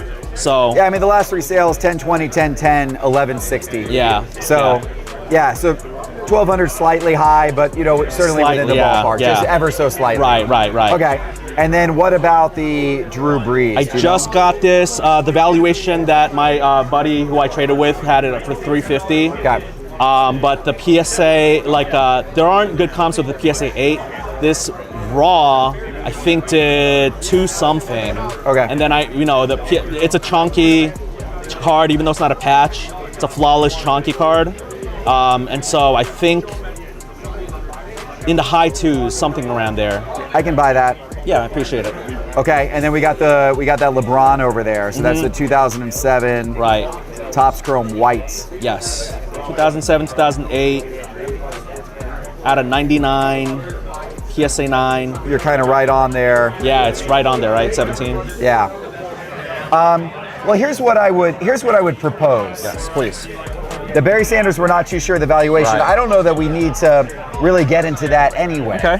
What I would propose is the LeBron James white refractor, which I think you're pretty spot on with valuation there. The Josh Allen, maybe a little bit slightly high, but not much high. And then those two are a little bit shy of the Jordan. Yeah. If I add this in, it probably puts it a little bit above the Jordan. So what I would say is, would you be interested in the Jordan plus $100 in cash for the Breeze, the Allen, and the James? You know what I would love to see before I say yes or no is I want to see where this could be in a BGS, just like up and down half a grade. Yeah. To see what my wiggle is. Sure. So 1986 Fleer, BGS like 5. Sold as low as like 2,200. Yeah. You know what? There's a much easier way to do it. Oh yeah, please. Rather than that bad app that you're using. The much easier way is Market Movers. Okay, tell me about it. It's super easy to look up exactly what you're talking about, and I'm going to save you. Yeah, I'm going to save you a lot of keystrokes. Okay. Watch this right here. So in Market Movers, if I type in 1986 Fleer Jordan, I can pick it in any grade, and then I can just hit this down arrow, and it's going to show you. Look at that. Look how much better that is than your app over there, right? Isn't this better? Yeah. No, I like it. You're selling me on it. This gets you the answers right there, right? So if it were 5, the last sale was 2,200. A 5.5, the last sale is 3,200. A 6, the last sale is 3,125. So that actually was kind of a high sale for the 5.5. Yeah. A 6.5, the last sale is around 3,700. Now, sometimes you see these anomalies, right? Like a 4.5 is 2,300, but a 4 is 3,400. Yeah. So it's, sometimes these are a little bit all over the map, but that's some of it comes down to subgrades and all that kind of stuff. So if we go into the 5.5, we can also look more detailed at what these looked like and what the subgrades were. So this one that just sold for 3,120 sold on Fanatics Collect. And let's take a peek at what the subgrades were on that card. It's how they compare. So the centering was an 8. What's the centering on ours? 9. Okay, the edges were an 8.5. 6 on this one. So a difference in the negative. Yep. Corners were 7. 4.5 on this one. Surface was 4.5. 8.5. Okay, so there. Flip-flopped. It's all over the map. Yeah. So it's just a matter of what subgrades you kind of prefer more. Right. Centering and corners tend to be kind of important. Centering's the most important. Right. This has good centering, which is good. Yeah, it does. This one's obviously got a big corner defect. Right. And that's what brings the corner grade down to a 4.5. Right. So this one had a surface issue. This one probably had a crease of some type, whereas that one's got a corner issue, and that's kind of what your issues are. Right. So, so I don't know. And we could look at other sales of it as well. So I really appreciate you showing me this. I feel like I'm learning from you, and that's part of this. And here's the one that sold right before it for. See, this one sold for $29.95. Market Mover shows it sold for $29.95, even though eBay is not telling you that it sold for $29.95. It's telling you it sold for $31.50. Right. But there was actually a best offer on it of $29.95. Right. And that was a 6 centering, 8.5 edges, 4.5 corners, 9 surface. Interesting. So, and then there was one sale before that was less. It was like 24. And you just 31, got this car, and then right? 3,000, 3371 were the last 5. I just got it tonight. Yeah, you just got it tonight. So I got it tonight at a trade value of 3,000. Yeah, so that's where we kind of were on that. I appreciate you reminding me to look at the subgrades. The corners on this, though, there is like a little bit too much more white than I maybe wanted. And I know I can't be picky as a budget collector, but I'm like wondering, should this be my first Jordan? I would love for it to come from you, but like, there's a part of me that's like, you had just gotten it, and like, it would be coming from the Jeff Wilson table, but I'm just not sure. Like, it's totally my gut, it's not singing to me as this is the one. It's got to sing to you. Yeah. But I was wondering, like, if you want to go hit the ATM machine, I got that one. The ATM, yeah, the 11K one. This is that's a the 9. card. That's the Jordan 9. Yeah, that's going to be a not much nicer looking copy. I might run out of the daily limit for this card at the ATM. You think will the ATM dispenser give you the cash to make up the difference on this? Exactly. No pressure at all. No, if the Jordan's not singing to you. So I was wondering, like, one of the Victor Silvers for, like, so I was. Yeah, and the thing about this LeBron is I did just get it, and as a collector, it's hard for me to like flip cards or let go of cards that I just got. The Victor Silvers are selling for between, I think, about 1,000 and 1,100 right now, pretty consistently. So they're probably realistically maybe slightly less valuable than the Josh Allen by like a little bit. So I would be willing to do one of the Victors. I do one of the Victors at $100 for the Josh Allen if you want to do that. Is it? Okay. That's probably where I would be on that, I would say. And how much would it cost for me to buy one of these off you, just straight cash, and just like PayPal? Let me see what they have been doing recently. This last sale of that was 1,082. sale before that was 1,000. So yeah, they're bouncing pretty steadily between about 1,025 and 1,090 is kind of where they're bouncing between, it looks like. So that's why I was kind of like, you know, the Josh Allen, if we said the Josh Allen was like 1,150. Right. So it would, you know, last sale of this was 1,082, $100 cash. To go up to 160? No, I wouldn't, just because I think, as I said, I think those will go up as we get closer to basketball season, whereas we're on the precipice of football season. And you don't believe in coin flips. I think I've seen the content where you don't do many of them, I don't believe. I don't love coin flips, but for you, Denny, if you want to do a coin flip, 100 to 160 on a coin flip, let's do it. Awesome. Okay. Thank you. All right, we'll try it. Anyone got a coin? Coin, anyone? Quarter? Coins are actually kind of pivotal for a coin flip. Oh. A golden quarter? Yeah, you got a golden quarter? I have a golden quarter that was turned in that card they chewed and I put it in my wallet for good luck. What is the golden quarter? Wait. Okay, golden quarter. There's literally a golden quarter in my wallet right now. All right. Nice. What is it? So I had to keep it for good luck. Yeah, what's just heads and Is it which American? Tails? It's American quarter. That's the heads, it's okay. Worth about $4 on eBay. Oh, really? Because it's gold. But I had to keep it in my What is it, wallet. like a short print American quarter? It's a short print. Is there such a thing? Super short print. There's a short print American quarter? It's definitely a short print. Is this a case hit? Okay, All so right, it's you, a case hit you American flip, quarter. I call, or? Sure. And then I'm going to catch and put onto my hand, okay? Okay. All right, here we go. Ready? All right. Tails never fails. Okay, that's a fair one. We ready? Yes. Is that a tail? I think can't that's a tell. tail. That's tails. That's tails. Thank That you was so heads. much, Jeff. All right, you got it. I owe you 160 bucks. Thank you so much, Jeff. Man, and you got one of my Wembies away from me as well. That makes me sad. But you know what? Good for you. I'm retracting the bounty. I am not in contention with the bounty with Jeff anymore. Thank you. I'm That's clearing the most way. important thing. Yes, that now is. Now it's cleared for me to battle it out with Ken Golden. Yes. And that's all it is. How's it going, guys? Good, sir. How are you? How you doing? Good. Nice to see you. Nice to see you. Absolutely. Nice to see you. All right. So we've brought you one of the rarest Taylor Swift cards, most valuable that you're going to see today. Well, you know what? I love Taylor Swift. My daughter especially loves Taylor Swift, but I went to a Taylor Swift concert in London earlier this year, and it was a great time.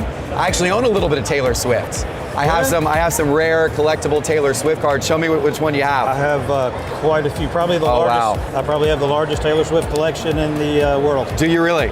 So this one is special. This is from Topps. I believe this is from American Pie. It's called 2011. Yes, and I own this card, but I don't own this version of this card. What makes this one special is this is like kind of a foil version of the card, which means that it's numbered. It's numbered to 76. So there's a foil version. Yep. And there's the one to 76. Oh, so this is not the foil. So this is called. Base, there's a foil, and then there's this one. Gotcha. Okay. So I own the base version. Gotcha. And a PSA 10. Okay.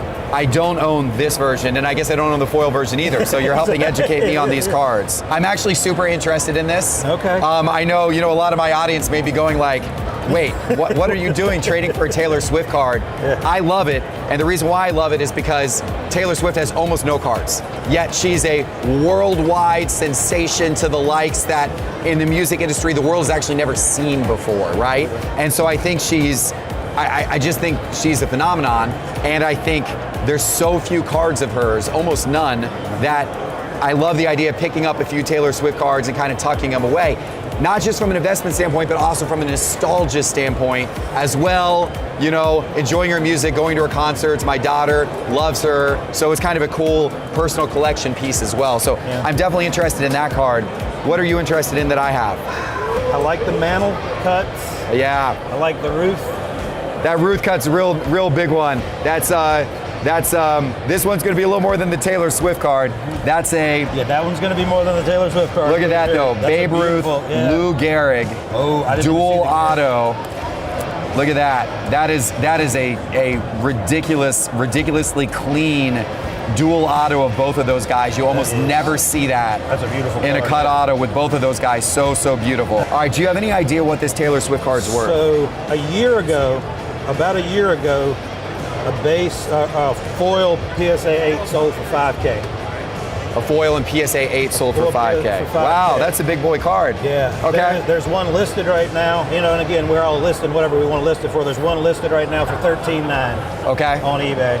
I'm looking here in Market Movers, and I can see that it looks like a PSA 9 of this card. Was it a 9? A PSA 9 sold for $62.55 a few months ago. Oh, I missed that. Yeah, there was one a few months ago in a 9 $62.55, that sold for $62.55. And then back in I see the October, sale of, in October, an 8 sold for $5,000. Yeah. You're right. Those are the only two. And then there was one, as you said, there was also an 8 that sold for $12.50 a few months prior to that. Yeah. How long have you had this? Since 2011. Oh, wow. Wow. You don't want to know what I paid. You don't want to know what I paid for it. I don't want to know what you paid for it. Don't tell me what you paid for it. Okay, so here's what I'm seeing on this card in terms of condition. Okay. The front looks pretty clean. I see perhaps a little bit of a surface scratch or dot up in this area. It's pretty minor.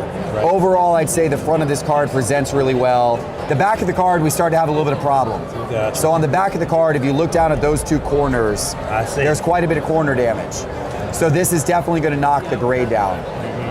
I'm guessing with the corner damage, I'm guessing this is a PSA 7. That would be my guess on the card. I was thinking 7 or 8. Yeah, I think it's probably a 7.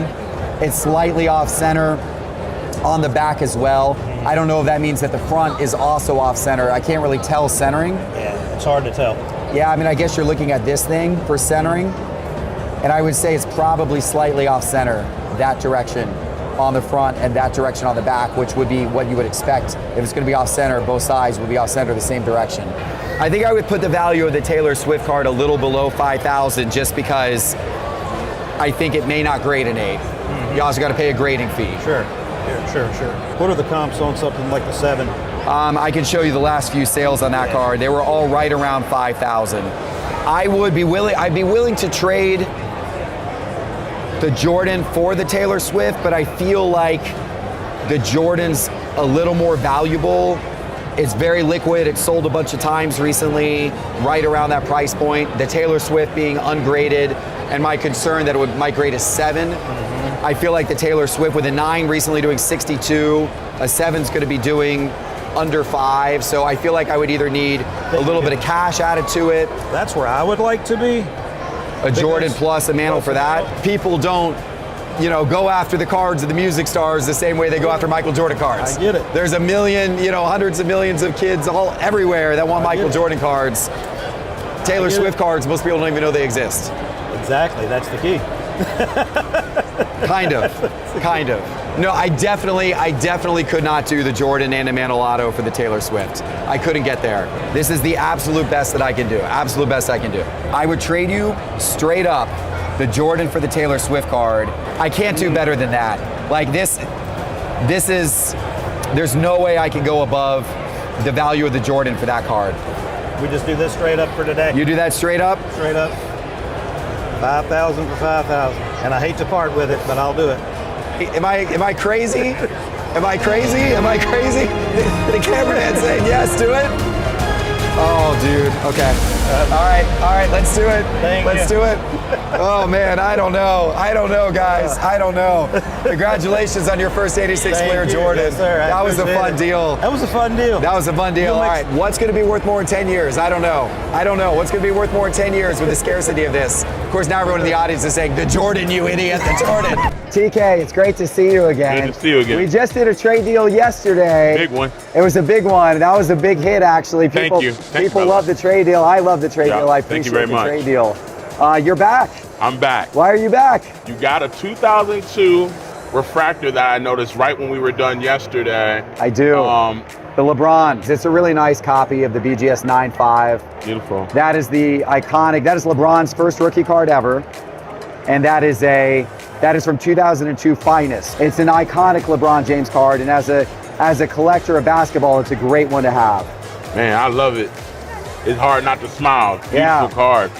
The shine, the way Topps Finest refractors are rare. Not many cards refract like they do, like that. So I saw the last value was like maybe 53 or 56, somewhere around there. I looked on your sports card. Yeah, they've dropped quite a bit over Big the last time. couple of years. I can't believe that the base, which I have several of, are only like $1,000 something dollars. Yeah, I definitely think it's a decent time to be buying all of that. All right, so looking in market movers, I can see that the last sale of the BGS 9.5 was back in April for around $5,400. Yeah. Last sale of the PSA 9, $4,200. Last sale of the PSA 10 around $13,500. Yeah, so it's those have come down quite a bit. That's a good price point, honestly, to get in on these cards. Absolutely. LeBron's market actually has picked up slightly since these sales occurred. There's been a little bit of upwards movement recently, which is good to see because his market got it really big low. Time. Yeah, I actually bought the base version of that for $4,000. Really? Yeah, Wow. and now it's going for like $1,600 to $1,500. Crazy. It's big crazy. Time. I think that's such a mistake that collectors have made to let the LeBron market drop that far. I'm okay with it. There will be a day in time that will be back up to $4,000 and more. I'm trying to buy the cards that were unbuyable. Yeah. And the Nationals have been that for me. You've Yeah. been part of that. Like those cards, even the cards that we traded in the past, those LeBrons were 50, 60, Insane. 70. Back in 2021, yes, insane. Yeah. Now they're much more affordable. This is the moment I do feel, because I agree with you. Another 5 years from now, I wouldn't be surprised if everybody is insane as they were in 2021, if not even more. Yeah. So, okay, here we go. So, yeah, so around $5,400 on this. So, what are you thinking? What should I look at if here? you could look at the things in this row here first. These are all ones that I have some interest in. Do you have an idea for values on some of these here? I could see if this is sold now. I know it's about $1,000. Now, I'm gonna tell you, before he was hot though. So I haven't looked since he's been hot. Right. It was 1,000 going in. This was only 500 going in. This was really low. I want to say all the way down to like 1,700. This was like an $8,000 card. There's only 12 of these. This is really rare, but not big money. It's super rare. This is just, you're just never gonna find another one. Like so much so that like even on your sports card, like you can't find it. Right. And then what about the Acuna Gold? And the Acuna, I doubt it. Maybe pop one, maybe pop two. It's so little that we'd have to go off of, feel almost on those real rare ones. Okay. These are a few I'm interested in. Do you have anything else bigger in here you think I should pull out as well? Do you like that? That's a rare Kobe card. That's about a $700-800 card. I do like that actually. We'll get good value here and here to get really, you know what I mean?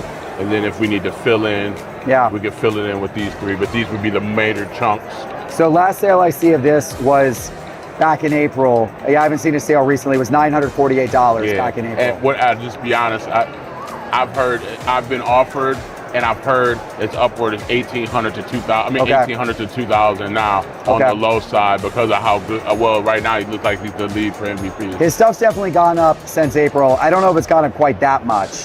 I'll tell you what I would be comfortable at. I'm going to look at one of his other cards in market movers. So I'm looking here in market movers to see how Bobby Witt's cards have evolved since the end of April when that last sale occurred. So I'm looking at one of his very common cards. This is his 2020 Bowman First. End of April when that last sale occurred, this was around a $65 to $75 card. Today, this card is definitely a little bit higher, somewhere at 85, 99, 72, 69, 77, 97. His market might be up 20% or so since that time. So I don't think, I would probably value that today maybe around 1,400, 1,500, probably not all the way at 1,800, 2,000. Okay. So if you wanted to do something at that level, I'd be comfortable. If not, that's okay. Okay, now I'll do 1,500. Okay. More so because we need that. It's too big of a chunk of a monetary value. Okay.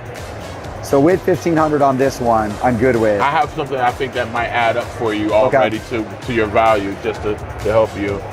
That was 1,500. Yep. Man, this is dirt low. It breaks my heart, but it's like only at $1,200. Okay. Right now you could look and it has a back-to-back 12, which kills me. Okay. So it like almost looks like that might be where it's at. So we'd be 15. That would be at 2,700. And then you like this, huh? You want this here? Yeah, I see the 1,200 on the Holland bubble refractors. Yeah. Yeah. Yeah, just recently too. Yeah. Yeah. And then this is 1,200, which that is dirt low. I mean, hurts me to do it, but good trades hurt, they say. Yeah. So that would have us at 1,500, 2,700, 3,900. Okay, 3,900. Yep, we're in agreement on those three. Yep, and then I really like this Kobe. Okay. Just because I like Kobe, and that's a really cool Kobe card. I'm a Kobe. That's a really cool Kobe card. I believe the last sell 600. I really want to be at 700, really, like because of what I just put it. I overpaid yesterday for it. Oh, you just picked that up? Yeah, because I'm a Kobe fan. I overpaid for it. I actually did more than 700, but I'll do 700.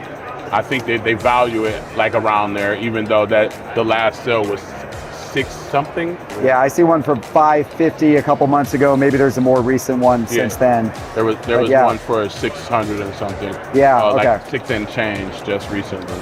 Okay. All right, so you want to be at 700 on that. Yeah, okay, let me think about that one. Okay. And then let me look back through here again. I am interested in that. This has a recent sale of 800. This is a very rare card. In 10, that's probably a $20,000 card. Like right now, like the last sale. That's interesting. That's a beautiful card. Yeah, very expensive, rare LeBron rookie I haven't card. seen that one. And if we could come to agreement on these two, I'm open to paying cash to you for the rest. Yeah. Hey, I want to show you something really, really cool in Market Movers that you can now do. We just released an update to the Market Movers app. So if you're looking at a card like this one in Market Movers, in any grade, you can just hit this down arrow next to grade, and it shows you the last sale of that card in every single grade. It's such a cool feature. By the way, it does the same thing in all the different variations of a card as well. It's the coolest new feature in Market Movers. Guys, I want you to try Market Movers. 2 weeks free right now if you try it, but you got to go now to sportscardinvestor.com and click Market Movers in the main menu bar. Promo code DATA, D-A-T-A, 2 weeks free, 20% off after that. Go get Market Movers right now, promo code DATA. All right, back to the deal. That is a very helpful attitude. Thank you, it is. They call me Mr. Trade Night like on Instagram because I do trade nights across the country, but that is very helpful. Thank you. Especially in a card like this, right? Yes, because you can instantly see it in every grade. What is the last sale in every single grade of that card? Okay. All right, so we were on 800 on that one. So we were at 3,900 here. Yep.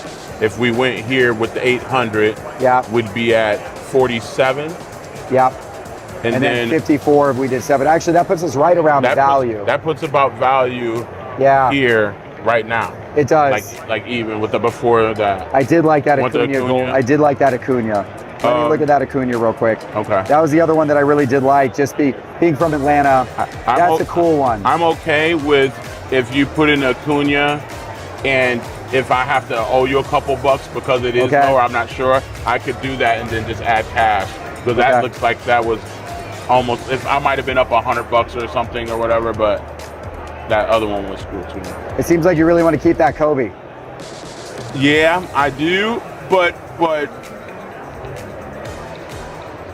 I'm a Cleveland guy. LeBron, I mean, I grew up with him and stuff like that. And I know this, I'm excited that I'm getting Acuna's to you. I told you that one the other deal that we got, I'm like Tim Tebow, I know that's your thing, and Ronald Acuna, I'm like, man, it'd be cool to get it to somebody because I know you're not a guy that's going to flip it and get rid of it. You're honestly going to collect that Ronald Acuna 1-of-1. I do have to tell you honestly, I traded the Ronald Acuna 1-of-1 to a kid yesterday. Oh no! He really wanted it. He really wanted it. I have another one. I was a trade deal. A kid came up and he's like, really wanted the Acuna. So I traded it to a kid yesterday. Well, I have another one for you here. This one I would not trade. I'd actually keep this one. All right. I'd keep it. All right. What do you think value-wise on that? I'm not seeing anything on that at all recently. I would say under $400. Yeah. So I would say somewhere between $400 and $300. I think it would be in like someone shop for $425 and the dealer would probably sell it for $350 to him if the guy had it for cash or something. Would you think that too? Probably. Yeah. So if we did all of this, 3,900 plus 8, we'd be at 47. Probably about 5,000. I'd probably owe you about $300 in cash on top of it. $300 in cash? Even. Yeah. With this, I would rather swap those two out because that's just a cool card. Okay. I really kind of like that one. Okay. I know you just picked that one up, but that one's worth more. Yeah. So then that would put us at 39. If we were at 4, that would put us at 39. 43 plus 6. I would owe you $400 then. I would owe you a little bit more cash. I was thinking $500. Would you do it for $500? Do it for $500? Yeah. Good deal, TK. Good job. It's a Great pleasure, deal, man. Absolute We've got a couple pleasure, of great trade deals yes, with this we have. national. Awesome. And these are a couple of cool And they cards. kind of, since they kind of filled both of their roles for both of our collections, They which did. is awesome. I really appreciate Awesome. it, TK. I'm You're really, a great I'm collector, stoked. man. I'm stoked. Thank Awesome. you so much, There we go. man. Got Here, a great let me trade get deal you that done money. with TK. Trade deal number 2 here at the National.